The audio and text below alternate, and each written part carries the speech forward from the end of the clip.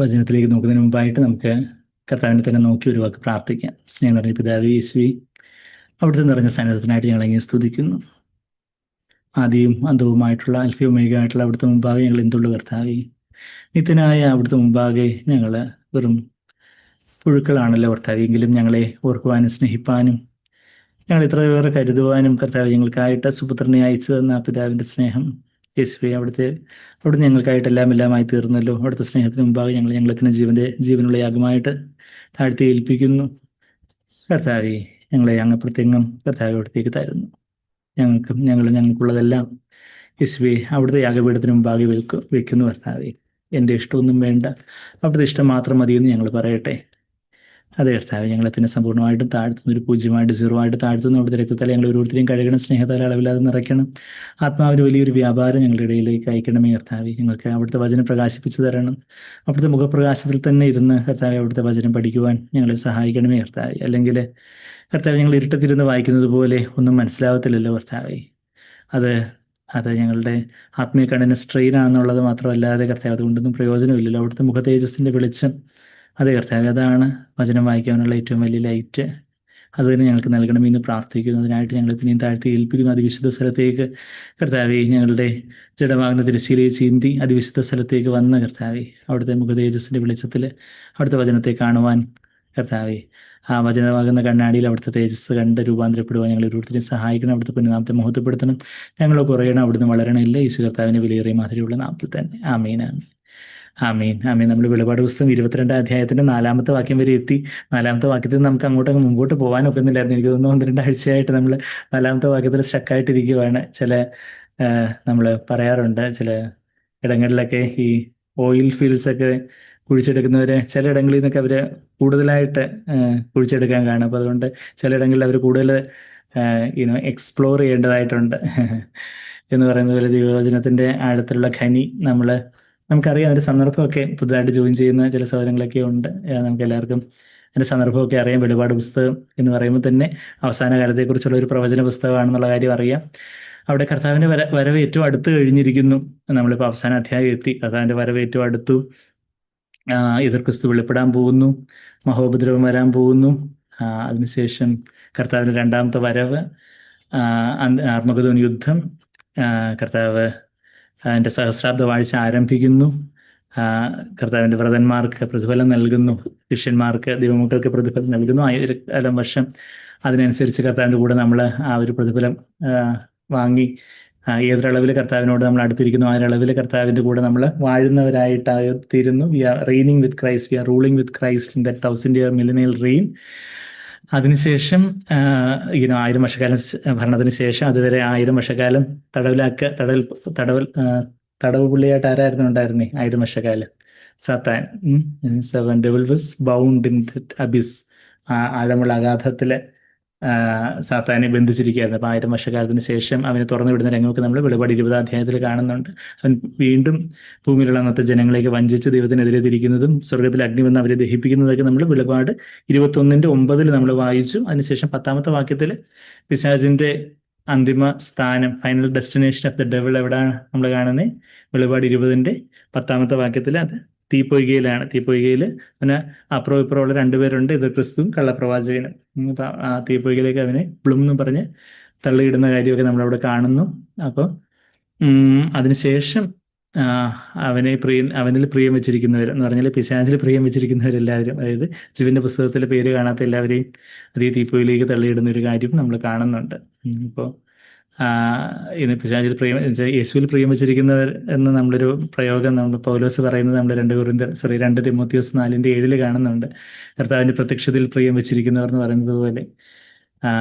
എന്നാൽ പിശാചിൽ പ്രിയം വെച്ചിരിക്കുക എന്ന് പറയുമ്പോൾ പ്രത്യക്ഷമായിട്ട് ചിലപ്പം പലരും അങ്ങനെ ചെയ്യുന്നില്ല. പക്ഷേ സ്വന്തം ഇഷ്ടപ്രകാരം, ദൈവത്തിന്റെ ഇഷ്ടം വേണ്ട, സ്വന്തം ഇഷ്ടപ്രകാരം ആൾക്കാരെന്ത് വിചാരിക്കും, അവരെന്ത് വിചാരിക്കും, പാരമ്പര്യവും മനുഷ്യമാനവും എല്ലാം തേടി സ്വന്തം ഇഷ്ടപ്രകാരം അങ്ങ് പോകുന്നവർ യഥാർത്ഥത്തിൽ അറിഞ്ഞോ അറിയാതെ പിശാചിൽ പ്രിയം വെച്ചിരിക്കുന്നവരാണ്.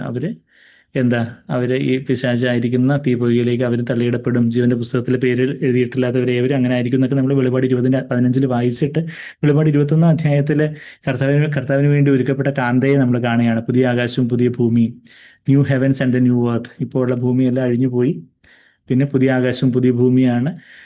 അപ്പോൾ അവിടെ കാന്തയായിട്ട് ഒരുക്കപ്പെട്ടിരിക്കുന്ന ആ മണവാട്ടി ഒരു എരുസലേം പുത്തൻ എരുസലേം എന്ന ഒരു നഗരത്തോട് ഉപമിച്ച് അതിൻ്റെ മതിലുകളെക്കുറിച്ചും, ആ മതിലുകൾ എന്ന് പറയുമ്പോൾ അതിന് വേർപാടിനെ സൂചിപ്പിക്കുന്നു, ലോകത്തിൽ നിന്നുള്ളൊരു സെപ്പറേഷൻ, ലോകത്തിൻ്റെ ഒരു പോക്ക്, കൺമോഹൻ ജഡമോഹൻ ജീവനത്തിന് പ്രതാപം, അല്ലെങ്കിൽ മനുഷ്യമാനം, ഇത് കൺമോഹൻ ജഡമോഹൻ ജീവനത്തിന് പ്രതാപം എന്ന് പറയുമ്പോൾ മണി ഓൺ ഓഫ് പ്ലഷേഴ്സ് നമ്മൾ സാധാരണ അത് കുറച്ചുകൂടെ മനസ്സിലാവുന്ന ഭാഷയിൽ പറയാറുണ്ട്. പണം കൊണ്ട് വാങ്ങിക്കാൻ പറ്റുന്ന കാര്യങ്ങൾ, അതാ മണി, ഓണ മനുഷ്യമാനം, പിന്നെ ഭോഗസുഖങ്ങൾ. അപ്പൊ അതാ മണി ഓണ പ്ലഷേഴ്സ്, MHP. അപ്പൊ അതാണ് ലോകത്തിന്റെ ഒരു പോക്ക്. എന്നാൽ യഥാർത്ഥത്തിൽ അതിന്റെ നേരെ വിപരീതമാണ് ഇടുക്കവും ഞെരുക്കവും ഉള്ളൊരു പാത. അപ്പൊ അതിലേക്ക് പോകുന്നവരാണ് ഈ പുത്തൻ എരുസലേമിൽ കാന്തയുടെ ഭാഗമായിട്ട് തീരുന്നത്. അപ്പൊ അവര് ലോകത്തിൽ നിന്ന് വേർപെട്ടവരാണ്. അതിന്റെ ആ മതിലിന്റെ നീളവും മതിലിന്റെ ആ വിഡ്ത്തൊക്കെ തന്നെ എത്ര 72 yards എന്നൊക്കെ നമ്മൾ അതിന്റെ 17ാമത്തെ വാക്യം, വെളിപാട് 21-ന്റെ 17ാമത്തെ വാക്യത്തിലൊക്കെ നമ്മൾ കണ്ടു. അതായത് 216 അടി എന്നൊക്കെ ഉള്ളൊരു കാര്യമൊക്കെ നമ്മൾ അവിടെ കാണുന്നുണ്ട്. 144 മുഴം എന്ന് കാണുന്നുണ്ട്. അല്ലെങ്കിൽ 216 അടി, അല്ലെങ്കിൽ 65.8 മീറ്റർ, അത്രയും വീതിയുള്ള, അത്രയും വൈഡ് ആയിട്ടൊരു സെപ്പറേഷൻ ഫ്രം ദ വേൾഡ്. നമ്മുടെ ജീവിതത്തിൽ നിന്ന് അതുപോലെ ഒരു സെപ്പറേഷൻ ലോകത്തിന്റെ കാര്യങ്ങളിൽ നിന്നുണ്ടോ? അഥവാ ലോകത്തിന്റെ എന്തെങ്കിലും കാര്യങ്ങൾ ദൈവം നമ്മുടെ ജീവിതത്തിൽ കാണിച്ചു തരുമോ? നമുക്കൊരു വീഴ്ച പറ്റുകയോ ചെയ്യുമ്പോൾ നമ്മൾ ഉടനടി മാനസാന്തരപ്പെട്ട് കർത്താവിലേക്ക് കൂടി വരുന്നുണ്ടോ? അല്ലെങ്കിൽ നമ്മൾ കാന്തയുടെ ഭാഗമാണെന്നൊക്കെ പറഞ്ഞിരുന്നാൽ അത് നമ്മളെ തന്നെ വഞ്ചിക്കുന്നതാണ്. നമ്മുടെ രക്ഷയിലങ്ങ് തുടർന്ന് ചിലപ്പോൾ 60-30 മേനിയൊക്കെ വിളയുമായിരിക്കും. വിവാഹത്തിന്, കാന്തയുടെ കുഞ്ഞാടിന്റെ കല്യാണത്തിന് ക്ഷണിക്കപ്പെട്ടവരുടെ കൂട്ടത്തിൽ കാണുമായിരിക്കാം. പക്ഷേ അത് നിത്യതയിൽ അത് എത്ര വലിയൊരു ഒരു നിരാശ ഉണ്ടാക്കുന്ന കാര്യമായിരിക്കും. നമ്മൾ കാന്തയുടെ ഭാഗമാകാതെ ക്ഷണിക്കപ്പെട്ടവരുടെ ഭാഗമായി തീരുന്നൊരു കാര്യം. വെളിപാട് 19-ന്റെ 8-ലാണ് നമ്മൾ 9-ലാണ് വെളിപാട് 19-ന്റെ 9-ല്, revolution 19:9 Blessed are those who invited for the marriage supper of the Lamb. They are not part of the lamb of bride of the lamb of Christ. പക്ഷേ അവര് they are invitees to the wedding. അവര് ക്ഷണിതാക്കളാണ്. അവര് സ്വർഗത്തിലുണ്ട്. എന്നാൽ അവര് കാന്തയുടെ ഭാഗമായിട്ട് കർത്താവിന്റെ കൂടെ ചേർന്ന് വാഴുന്ന ഒരു കാര്യം നമ്മൾ കാണുന്നില്ല. അപ്പം ഇന്ന് നമ്മൾ കർത്താവിനായിട്ട് പരിപൂർണമായിട്ടും ഏൽപ്പിച്ച് നമ്മളാരും പരിപൂർണരായി തീരുന്നില്ല ഈ ഭൂമിയിൽ. എന്നാൽ നമ്മളുടെ മനസാക്ഷിയിൽ ദൈവം വെളിച്ചം തന്നിട്ടുള്ളിടത്തോളം നമ്മൾ കർത്താവിൻ്റെ മുമ്പാകെ നമ്മളെ തന്നെ അങ്ങ് താഴ്ത്തി ഏൽപ്പിക്കുകയും കർത്താവിനോട് വിശ്വസ്തരാവാനായിട്ട് നമ്മളെ തന്നെ ഏൽപ്പിച്ചു കൊടുക്കുകയും ചെയ്യുകയും, നമ്മുടെ ജീവിതത്തിൽ എന്തെങ്കിലും വീഴ്ചകളും താഴ്ചകളും കുറവുകളൊക്കെ കാണുമ്പോൾ അപ്പോൾ തന്നെ മാനസാന്തരപ്പെട്ട് കർത്താവിനോട് പറ്റിച്ചേരുകയും ചെയ്യുന്നൊരു, കർത്താവിനോട് ക്ലിങ് ഓൺ ചെയ്യുന്ന ഒരു കാന്തയുടെ ഒരു സ്വഭാവം നമുക്കുണ്ടെങ്കിൽ നമ്മളും കാന്തയുടെ ഭാഗമായി തീരും.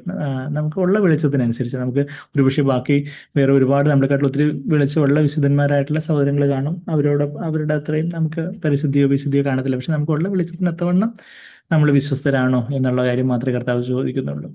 കൂടുതൽ കിട്ടിയവനോട് കൂടുതൽ ചോദിക്കുന്നൊക്കെ ലൂക്കോസ് 12:48 വാക്യം നമ്മൾ പലപ്പോഴും പറയാറുണ്ട്. അങ്ങനെ പുതിയ ആകാശം പുതിയ ഭൂമി, അതിനുശേഷം 22-ാമത്തെ അധ്യായത്തിലാണ് നമ്മൾ സ്വർഗത്തിലുള്ള സിംഹാസനത്തിൽ നിന്ന് ജീവജലത്തിന്റെ നദി ഒഴുകുന്നത്. പിതാവിന്റെയും കുഞ്ഞാടിന്റെയും സിംഹാസനത്തിൽ നിന്ന് ജീവജലത്തിന്റെ നദി എന്ന് പറയുമ്പോൾ പിതാവ്, പുത്രൻ, പരിശുദ്ധാത്മാവ് എന്നുള്ള ത്രിയേക ദൈവം, തൃത്വം നമ്മളവിടെ വെളിപാട് 22-ന്റെ 1-ലൊക്കെ കണ്ടു. നമ്മുടെ ജീവിതത്തിൽ അതുപോലെ പിതാവും പുത്രനും സിംഹാസനസ്ഥരായിരിക്കുമ്പം നമ്മളുടെ ഞാൻ, ഈഗോ ആ സിംഹാസനത്തിൽ നിന്ന് മാറി എൻ്റെ ഇഷ്ടമല്ല കർത്താവ് അവിടുത്തെ ഇഷ്ടമെന്ന് പറഞ്ഞ് നമ്മളെ തന്നെ താഴ്ത്തി ഏൽപ്പിക്കുമ്പോഴാണ് പരിശുദ്ധാത്മ നമ്മളിൽ വന്ന് പറയുന്നത്. പിതാവിനും പുത്രനും നമ്മുടെ ജീവിതത്തിൽ ഒരു സിംഹാസനം ഒരുങ്ങുമ്പോഴാണ് പരിശുദ്ധാത്മാവ് നമ്മളിൽ നിന്ന് ജീവജല നദികളായിട്ട് ഒഴുകാൻ തുടങ്ങുന്നതെന്നുള്ള കാര്യമൊക്കെ നമ്മൾ കണ്ടു. അങ്ങനെയുള്ളവരെ കുറിച്ച് പറയുന്നത്, അങ്ങനെ അവിടെ കർത്താവിന് മുഖം കണ്ട് ആരാധിക്കുന്ന ഒരു കൂട്ടര്, അതാണ് കാന്ത. അവരെ വിളിച്ചിരിക്കുകയാണ് ബോൺ സെർവൻസ്, ബോൺ സ്ലേവ്, ഡൂളോസ് എന്നുള്ള ആ പദം നമ്മൾ കഴിഞ്ഞ ആഴ്ചയും ബുധനാഴ്ച കോട്ടേജ് മീറ്റിംഗിൽ റോമർക്ക് എഴുതിയ ലേഖനത്തിലെ ബൈബിൾ സ്റ്റഡിയിലും Paul a bond servant of God, apostle and bond servant of God, നമ്മൾ റോമർ 1-ന്റെ 1-ാം അധ്യായത്തിന്റെ പ്രാരംഭ വാക്യങ്ങളിൽ തന്നെ ഒരു പൗലോസ് തന്നെ ഒരു ബോൺ സ്ലേവ് അല്ലെങ്കിൽ ബോൺ സെർവൻ അല്ലെങ്കിൽ അടിമദാസൻ, ദാസൻ എന്നാണ് മലയാളത്തിൽ ട്രാൻസ്ലേറ്റ് ചെയ്തിരിക്കുന്നത് സത്യവേദ പുസ്തകത്തിലൊക്കെ. എന്നാൽ ദാസൻ എന്നുള്ള വാക്ക് ഒരു ദാസൻ, ദൈവത്തിന്റെ വിലയേറിയ ദാസൻ എന്നുള്ളൊരു അതിനൊരു ഗ്ലോറി ഇന്ന് ക്രിസ്ത്യ ലോകത്തൊക്കെ വന്നു പോയിട്ടുണ്ടെന്ന്. ഒരു അടിമ എന്നുള്ള വാക്കാണ് നമ്മൾ റോമർക്ക് എഴുതിയ ലേഖനത്തിലേക്ക് വരികയാണെങ്കിൽ റോമർ 1-ന്റെ 2-ലാണ് മലയാളത്തിൽ ദാസനുമായ പൗലോസ്, യേശുക്രിസ്തുവിന്റെ ദാസനുമായ. ഇംഗ്ലീഷിലത് 1-ാമത്തെ വാക്യത്തിൽ തന്നെ Paul a bond servant of Christ, ഡൂളോസ്. ഡിയോ എന്ന് പറഞ്ഞാൽ കെട്ടുക എന്നർത്ഥം, കെട്ടപ്പെട്ട ഒരുവൻ എന്ന് പറഞ്ഞാൽ അടിമ. അന്നത്തെ കാലത്ത് അടിമ സമ്പ്രദായം ഉണ്ടായിരുന്നു. അടിമകളെയാണ് ഡൂളോസ്. അതിന്റെ ഒരു ഫീമെയിൽ ബോൺ സ്ലേവിനെയാണ് ഡൂളൈ എന്ന് പറയുന്നത്. ആ ഡൂളൈ എന്നുള്ള പദമാണ് യേശുവിന്റെ അമ്മയായിട്ടുള്ള മറിയ അവിടെ ലൂക്കോസ് 1-ാം അധ്യായത്തിന് 38-ാമത്തെ വാക്യത്തിലെ എന്താ, ഞാൻ കർത്താവിന്റെ ദാസി അല്ലെങ്കിൽ അടിമദാസി, അവിടുത്തെ ഇഷ്ടം പോലെ, അവിടുത്തെ വചനം പോലെ എന്നിലാവട്ടെ എന്ന് പറയുമ്പോൾ അവിടെയും ഡൂളൈ എന്ന് പറയുന്ന ഫീമെയിൽ ബോൺ സ്ലേവിന്റെ ആ പദമാണ്. ഡൂളോസ് എന്നുള്ള മെയിൽ ബോൺ സെർവൻ, ഡൂളൈ എന്ന് പറയുന്നത് ഫീമെയിൽ. അതാണ് ഗ്രീക്കിൽ ഉപയോഗിച്ചിരിക്കുന്ന പദം. അതേ പദം തന്നെ വീണ്ടും മറിയ ഉപയോഗിക്കുന്ന ആ ഒരു വാക്യം നമ്മൾ കഴിഞ്ഞ ആഴ്ചയും കണ്ടായിരുന്നു. ഇവിടെ ലൂക്കോസ് 1:48 നമ്മൾ കണ്ടു, humble state of the bond slave, ദാസിയുടെ താഴ്ച. ലൂക്കോസ് 1:48 കണ്ടു. അവിടെ എന്തെഴുതിയിരിക്കുന്നത്, അവൻ തൻ്റെ ദാസിയുടെ അല്ലെങ്കിൽ അടിമദാസിയുടെ, ആ ഡുളി എന്നുള്ള അതേ പദം തന്നെ അവിടെ ഉപയോഗിച്ചിരിക്കുന്നത്. അവൻ്റെ അടിമദാസിയുടെ താഴ്ച, ഹംബിൾ എസ്റ്റേറ്റ്, ലോ എസ്റ്റേറ്റ്. അപ്പേനോസിസ് എന്നുള്ള ഒരു വാക്ക് യാക്കോബ് 1-ാം അധ്യായത്തിലും ആ വാക്ക് നമ്മൾ കണ്ടപ്പം നമ്മൾ കഴിഞ്ഞ ഞായറാഴ്ച ഈ ലൂക്കോസ് 1:48 അതുണ്ടെന്ന് നമ്മൾ പറഞ്ഞായിരുന്നു. അതാ അങ്ങനെയുള്ള ആ ഒരു അടിമദാസൻ ദൈവത്തിന് മുമ്പാകെ, ഈവൻ മനുഷ്യരുടെ മുമ്പാകെ, ദൈവത്തിന് മുമ്പാകെ നമ്മൾ ദാസരാണ്. ശരി, മനുഷ്യരുടെ മുമ്പാകെ നമ്മൾ ചില കാര്യങ്ങളൊക്കെ അർക്കശത്തോട് പറയേണ്ടതും നമ്മളുടെ ഉത്തരവാദിത്തങ്ങളനുസരിച്ച് ചില ആത്മീയാധികാരവും അല്ലെങ്കിൽ ഭൗതികമായിട്ടുള്ള മേഖലയിലും നമുക്ക് ഭൗതികമായിട്ടുള്ള ആ ഒരു കാര്യങ്ങളിലും നമ്മളുടേതായ അധികാരത്തോടെ കാര്യങ്ങളൊക്കെ ചെയ്യേണ്ടതായിട്ടുള്ള കാര്യങ്ങളെല്ലാം ഉണ്ടെങ്കിലും നമ്മളുടെ ഉള്ളിലുള്ള ഒരു മനോഭാവം എന്താ, നമ്മളെ 2 കൊരിന്ത്യർ 4-ാം അധ്യായത്തില്, അത് മലയാളത്തിൽ അത്ര ക്ലിയർ ആയിട്ട് വന്നിട്ടുണ്ടോ എന്ന് എനിക്കൊരു ഡൗട്ടുണ്ട്. 2 കൊരിന്ത്യർ 4-ാം അധ്യായത്തിന്റെ അവിടെ ഞങ്ങളെയും V preach ourselves as your bond servants, അതെ, അതിന്റെ 5-ാമത്തെ വാക്യം 2 കൊരിന്ത്യർ 4:5. അത് മലയാളത്തിൽ വന്നിട്ടുണ്ട് കറക്റ്റ് ആയിട്ട്. If we do not for we do not preach ourselves, 2 Corinthians 4:5, we do not preach ourselves but Christ Jesus as Lord and ourselves as your bond servants for Jesus' sake. നമ്മൾ ദൈവത്തിന്റെ അടിമദാസനാണെന്ന് പറഞ്ഞാൽ മനസ്സിലാക്കാം. ഇതിപ്പോ എന്താ, മനുഷ്യരുടെ മുമ്പാകെ ഞങ്ങളെ തന്നെയല്ല, ക്രിസ്തുയേശുവിനെ കർത്താവെന്നും ഞങ്ങളെയോ യേശു നിമിത്തം നിങ്ങളുടെ യജമാനന്മാർ എന്നാണ് എഴുതിയിരിക്കുന്നത്. അല്ല, അവിടെ കൊരിന്തിലുള്ള വിശ്വാസികളോട്, വേറെ ഏത് ചർച്ചയുള്ള വിശ്വാസികളാണെങ്കിൽ നമുക്ക് പിന്നെയും സഹിക്കാം. കൊരിന്തിലുള്ള ശരിയാണ്, 2 Corinthians ആയപ്പോഴത്തേക്ക് അവര് ജഡികന്മാർ ആയിരിക്കുന്ന അവസ്ഥയിൽ നിന്നൊക്കെ കുറച്ചൊക്കെ അവർ മാനസാന്തരപ്പെട്ടൊക്കെ ഒത്തിരി വ്യത്യാസങ്ങളൊക്കെ വന്നു. എങ്കിൽ പോലും ആ പൗലോസ്, ആത്മീയ പിതാവായിട്ടുള്ള പൗലോസ് തന്റെ ആത്മീയ മക്കളെ നോക്കി പറയും, നിങ്ങളുടെ അടിമദാസനാണ് ഞാനെന്ന് പറയുക. നിമിത്തം നിങ്ങളുടെ ബോൺ സെർവൻസ് എന്നും അത്രേ ഞങ്ങൾ പ്രസംഗിക്കുന്നത്. അത് പരിശുദ്ധാത്മാവ്. ഇപ്പം പൗലോസ് എന്തെങ്കിലും ഒരു താഴ്മ അഭിനയിച്ച് ഞാൻ നിങ്ങളുടെ ദാസനാണ്, ഞാൻ പുഴുവാണ്, കൃമിയാണ് എന്നൊന്നും എന്തോ ഒരു അഭിനയിച്ച് പറയുന്നതാണെങ്കിൽ അത് പരിശുദ്ധാത്മാവിന്റെ ഇൻസ്പയർഡ് ആയിട്ടുള്ള വചനമായിട്ട് മാറിത്തീരത്തില്ല. പക്ഷെ പരിശുദ്ധാത്മാവിൽ ഇൻസ്പയർഡ് ആയിട്ട് പൗലോസ് അപ്പോസ്തലൻ പറയുക, ഞങ്ങളെ തന്നെയല്ല, ക്രിസ്തു യേശുവിനെ കർത്താവെന്നും ഞങ്ങളെയോ യേശു നിമിത്തം നിങ്ങളുടെ ദാസന്മാർ, നിങ്ങളുടെ ഡൂളെ എന്നുള്ളതിന്റെ ഒരു പ്ലൂറൽ ഫോം, ദാസന്മാർ എന്നും അത്രയും ഞങ്ങൾ പ്രസന്റ് ചെയ്യുന്നത്, ആസ് യുവർ ബോൺ സെർവൻസ്. നമ്മൾ ആ വാക്യവും മർക്കോസിലെ യേശു തന്നെ പറയുന്ന ഒരു വാക്യവും നമ്മൾ പലപ്പോഴും നമ്മൾ വായിച്ചിട്ടുണ്ട്. മർക്കോസ് 10-ാം അധ്യായത്തിലെ ആ വാക്യം, അത് വർഷങ്ങൾക്ക് മുമ്പ് തന്നെ എന്നെ ഒത്തിരി അത് വെല്ലുവിളിച്ചിട്ടുണ്ട്. ആ ഒരു മനോഭാവം, ദൈവം മുമ്പാകെ ഒരു വട്ടപൂജ്യം, എന്ന മനുഷ്യരുടെ മുമ്പാകെ ഞാനെന്തോ വലിയ ആളെന്നുള്ളൊരു ഭാവമല്ല, മറിച്ച് കർത്താവ് മനുഷ്യരുടെ മുമ്പാകെയും എന്താ, ഞാനൊരു വട്ടപൂജ്യം. അതാ മർക്കോസ് 10-ാം അധ്യായത്തിന്റെ 44-ാമത്തെ വാക്യത്തില് എന്താ, ലോകത്തിലുള്ള മനുഷ്യരൊക്കെ അധികാരം, അവര് ബാക്കിയുള്ളവരെയൊക്കെ ഇങ്ങനെ ലോഡ് ഓവർ ചെയ്യാനും അവർക്ക് മേലെ അധികാരം ചെലുത്താനും ഒക്കെ ആഗ്രഹിക്കുന്ന കാര്യമൊക്കെ അതിന്റെ 42-43 വാക്യങ്ങളിൽ പറയുന്നത്. എന്താ പറയുന്നത്, അവരിൽ മഹത്തുക്കളായവർ, അതിന്റെ 42-ാമത്തെ വാക്യം ഞാൻ വായിക്കുക, യേശു അവരെ അടുക്ക വിളിച്ച് calling them to them himself. 44-ലേക്ക് നമ്മൾ വരുന്നേ. അപ്പൊ 42 മുതൽ ഞാനങ്ങ് വായിക്കുവാണേ. എവിടെ നമ്മളുള്ളത്? മർക്കോസ് 10-ാം അധ്യായത്തിന്റെ 42 മുതൽ. ഓക്കെ, അവിടെ എന്താ പറയുന്നത്, യേശു അവരെ അടുക്ക വിളിച്ച്, ചേർത്ത് വിളിച്ച്, വളരെ ഹൃദ്യതയോടെ അവരോട് തോളോട് ചേർന്ന് നിന്ന് പറയുക, എൻ്റെ മക്കളെ, കുഞ്ഞുങ്ങളെ, ജാതികളിൽ അധിപതികളായവർ, നിങ്ങളിങ്ങനെ പരസ്പരം വഴികടിച്ചുകൊണ്ടിരുന്നാൽ എങ്ങനെയാ? അവിടെ യാക്കോബിന്റെയും യോഹന്നാന്റെയും അമ്മ വന്ന് പറയുക, അതിന്റെ സന്ദർഭം അതാ. അതിന്റെ 35 മുതലുള്ള വാക്യങ്ങൾ വായിച്ച് യാക്കോബിന്റെയും യോഹന്നാന്റെയും അമ്മ വന്ന് പറയുക, യേശുവെ, ഞാൻ അങ്ങയുടെ വലത്തും ഇടത്തൊന്നും ഇരിക്കാനൊന്നും ചോദിക്കുന്നില്ല. എൻ്റെ മക്കളുണ്ടല്ലോ, എൻ്റെ മക്കൾക്ക് വേണ്ടി ഞാൻ അങ്ങ് റെക്കമെൻഡേഷൻ ഇപ്പോഴേ അങ്ങ് പറഞ്ഞേക്കും. ഇനിയിപ്പം വേറെ സമയമൊന്നും കിട്ടിയില്ലെങ്കിലോ, കർത്താവ് യെരൂശലേമിലേക്ക് പോകുന്നോ ക്രൂശിക്കപ്പെടുമെന്നോ എന്തെങ്കിലുമൊക്കെ എന്തൊക്കെ ഇട്ട് കാണാം. അപ്പം അതുകൊണ്ട് ഇനിയിപ്പോൾ എപ്പോഴെങ്കിലും അവസരം കിട്ടിയില്ലെങ്കിലോ, അപ്പോൾ കിട്ടിയ അവസരത്തിൽ ഒരു റെക്കമെൻഡേഷൻ ലെറ്ററുമായിട്ട് ആരാ വന്നേ? യോഹന്നാന്റെയും യാക്കോബിന്റെ അമ്മ വന്ന് അപ്പുറം ഇപ്പുറം ഇരിക്കണമെന്നൊക്കെ പറഞ്ഞപ്പം കർത്താവ് കാര്യങ്ങളൊക്കെ പറഞ്ഞപ്പോൾ ഇത് കേട്ടപ്പോഴത്തേക്ക് ബാക്കിയുള്ളവർക്ക് 10 പേർക്ക് ഞങ്ങളെന്താ മോശക്കാരാണോ, അപ്പുറം ഇപ്പുറം ഇവർ മാത്രമേ ഇരിക്കാൻ പറ്റത്തുള്ളൂ. അപ്പം അവരോട് നീരസപ്പെട്ട് തുടങ്ങിയെന്ന അതിൻ്റെ 41 വായിക്കുന്നത്. അതിശേഷം 10 പേരും കേട്ടിട്ട് യാക്കോബിനോട് യോഹന്നാനോട് നീരസപ്പെട്ട് തുടങ്ങി. അപ്പം യേശു ഇവർ തമ്മിൽ തമ്മിൽ ഇവർ വലിയ അപ്പോസ്തലന്മാരാകാൻ പോകുന്നവരാ, എൻ്റെ ഈ ഈ പയ്യന്മാര്, എൻ്റെ ഈ കുഞ്ഞുങ്ങളെ കർത്താവ് അവരോട് ഒരു വലിയൊരു പിതൃവാത്സല്യത്തോടെ കർത്താവിനോട് ഒരു 2-3 വയസ്സൊക്കെ ഇളപ്പേ അവർക്കുള്ളൂ. പക്ഷേ എങ്കിലും ആ ഒരു ആത്മീയമായിട്ട് അവർ വളരെ ഇങ്ങനെ ബാലിശ്യമായിട്ടുള്ളൊരു സ്വഭാവം അവർ കാണിക്കുന്നെന്നുള്ള അറിഞ്ഞ് അവരെ അടുത്ത് വിളിച്ച്, കൊച്ചു പിള്ളേരൊക്കെ അടുത്ത് വിളിച്ച്, ഇനി വഴക്കിടരുത് കേട്ടോ എന്നൊക്കെ പറയുന്നതൊക്കെ എല്ലാവരും ഷെയർ ചെയ്യണം, എല്ലാം ഇനി ഇട്ടേക്കരുത് എന്നൊക്കെ പറയുന്നത് പോലെ കർത്താവ് പറയും, ജാതികളിൽ അധിപതികളായവർ. എവിടെ എല്ലാവർക്കും കിട്ടിയോ? മർക്കോസ് 10:42 കറന്റ് ലൊക്കേഷൻ. ജാതികളിൽ അധിപതികളായവർ, ജാതികൾ എന്ന് പറഞ്ഞാൽ അവിശ്വാസികൾ അധിപതികളായവർ, അവർ കർത്തൃത്വം ചെയ്യുന്നു, അവരിൽ മഹത്തുക്കളായവർ അവരുടെ മേൽ അധികാരം നടത്തുന്നത് നിങ്ങൾ അറിയുന്നു.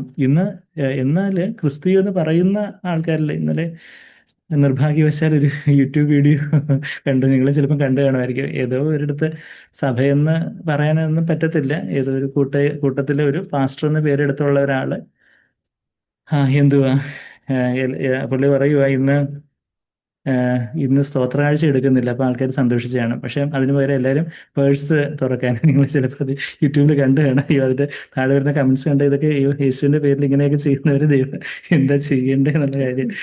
നിങ്ങളെല്ലാവരും ഇപ്പം തന്നെ പേഴ്സ്, അപ്പം തന്നെ പുള്ളി പേഴ്സ് എടുപ്പിച്ചിട്ട് 2000, 1000 ഒക്കെ ഇപ്പം തന്നെ ഇടിപ്പിക്കാനോ ഏതാണ്ടൊക്കെ. അയ്യോ, അതൊക്കെ അത് യേശുവിനോടൊന്നും യാതൊരു ഒരു ബന്ധവും ഇല്ലാത്ത അതുപോലെയൊക്കെയുള്ള യേശുവിൻ്റെ പേരെടുത്തോണ്ട്. എന്നാൽ ഇതൊക്കെ ഇങ്ങനെ വാവിളിച്ച് വിശ്വസിക്കുന്ന അവർക്ക് ബുദ്ധിമാന്യം എന്നാണോ പറയണ്ടേ, അതോ വേറെ എന്തെങ്കിലും?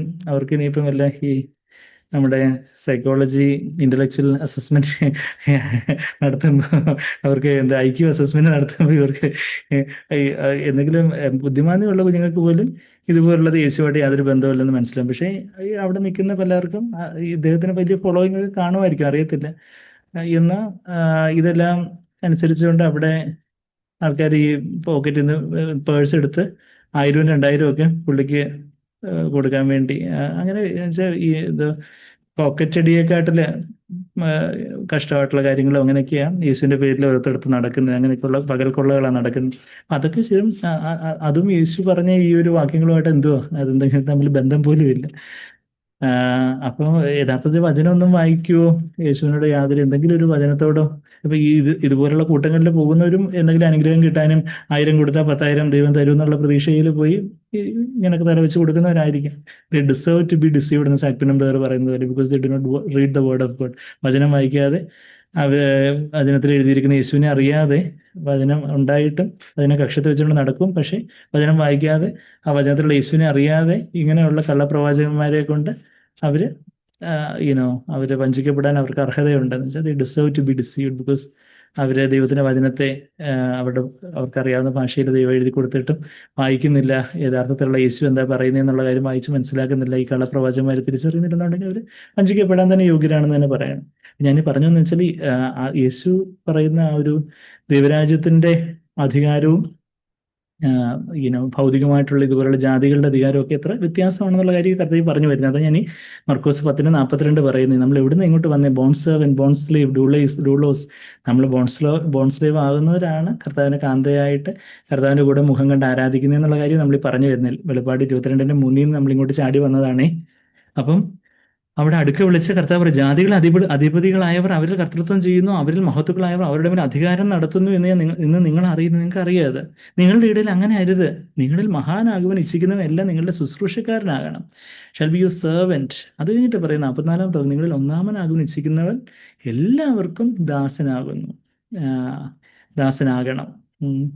Hoover wishes to be first among you എന്ന് പറഞ്ഞാൽ കർത്താവിനോട് ഏറ്റവും ഏറ്റവും ഒന്നാമൻ ആഗ്രഹിക്കുന്ന പറഞ്ഞാൽ എന്താ, കർത്താവിനോട് ഏറ്റവും ചേർന്നിരിപ്പാൻ നമ്മൾ ആഗ്രഹിക്കുന്നുണ്ടെങ്കിൽ എന്താ, നമ്മളെല്ലാവർക്കും ദാസനാകണം. എല്ലാവരുടെയും കാല് പിടിച്ച് വന്നിക്കണമെന്നും അല്ലേ പറയുന്നേ, മറിച്ച് നമ്മുടെ മനോഭാവം, ഉള്ളിൻ്റെ ഉള്ളിൽ കർത്താവിന് ആ മനോഭാവം വരുന്നത്. അതുകൊണ്ട് കർത്താവിന് യൂദാസ് ഇസ്കരിയോത്തിന്റെ കാല് പോലും കഴിയുന്നതിന് യാതൊരു ഹെസിറ്റേഷനും മടിയില്ലായിരുന്നു.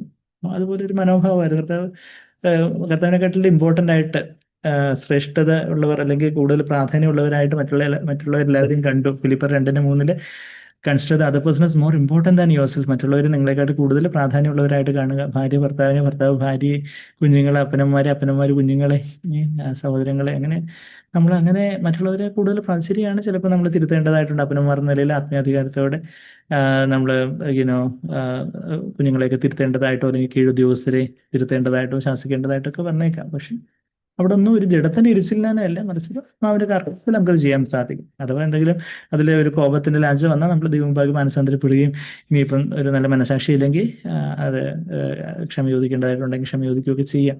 കുഞ്ഞുങ്ങളുള്ള ബന്ധത്തിൽ എല്ലാം കൂടെ അവസാനം അങ്ങനെ കമ്പൈൻഡ് ആയിട്ട് ക്ഷമ ചോദിച്ചാലും മതി എന്നൊക്കെ സാഗ്ബർ പറയുന്നത് പോലെയൊക്കെ ഉണ്ട്. എന്ന് വെച്ചാൽ ഓരോ പ്രാവശ്യം കുഞ്ഞുങ്ങളോട് ദേഷ്യപ്പെട്ട് ക്ഷമിക്കുക എന്ന് പറഞ്ഞാൽ ചിലപ്പോൾ പിന്നെ അവർ നമ്മൾ പറയുന്നത് സീരിയസ് ആയിട്ട് എടുക്കണമെന്നില്ല. അപ്പം അതുകൊണ്ട് കുഞ്ഞുങ്ങളുള്ള ബന്ധത്തിൽ അതിൻ്റെ ഒരു കൺസെഷൻ ഉണ്ടെങ്കിൽ പോലും ഞാൻ പറഞ്ഞു വെച്ചാൽ ദൈവമുമ്പാകെ നമുക്ക് ശരിയാണ്, നമ്മൾ ചില കാര്യങ്ങളിലൊക്കെ നമ്മൾ കർക്കശമായിട്ടുള്ള നിലപാടുകളും കാര്യങ്ങളും എല്ലാം എടുക്കേണ്ടതായിട്ടുള്ള ഉണ്ട്. ചിലരോട് ചില കാര്യങ്ങൾ ഗൗരവമായിട്ട് ഫേമായിട്ടൊക്കെ പറഞ്ഞാലേ അവർക്ക് കത്തത്തുള്ളൂ. അപ്പം അങ്ങനെയൊക്കെ ഉണ്ട്.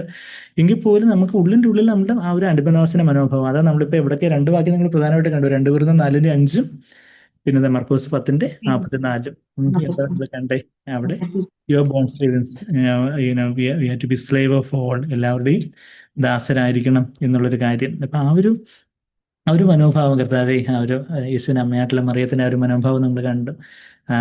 Bone low estate, humble state of the bond slave, behold the bond slave of the Lord.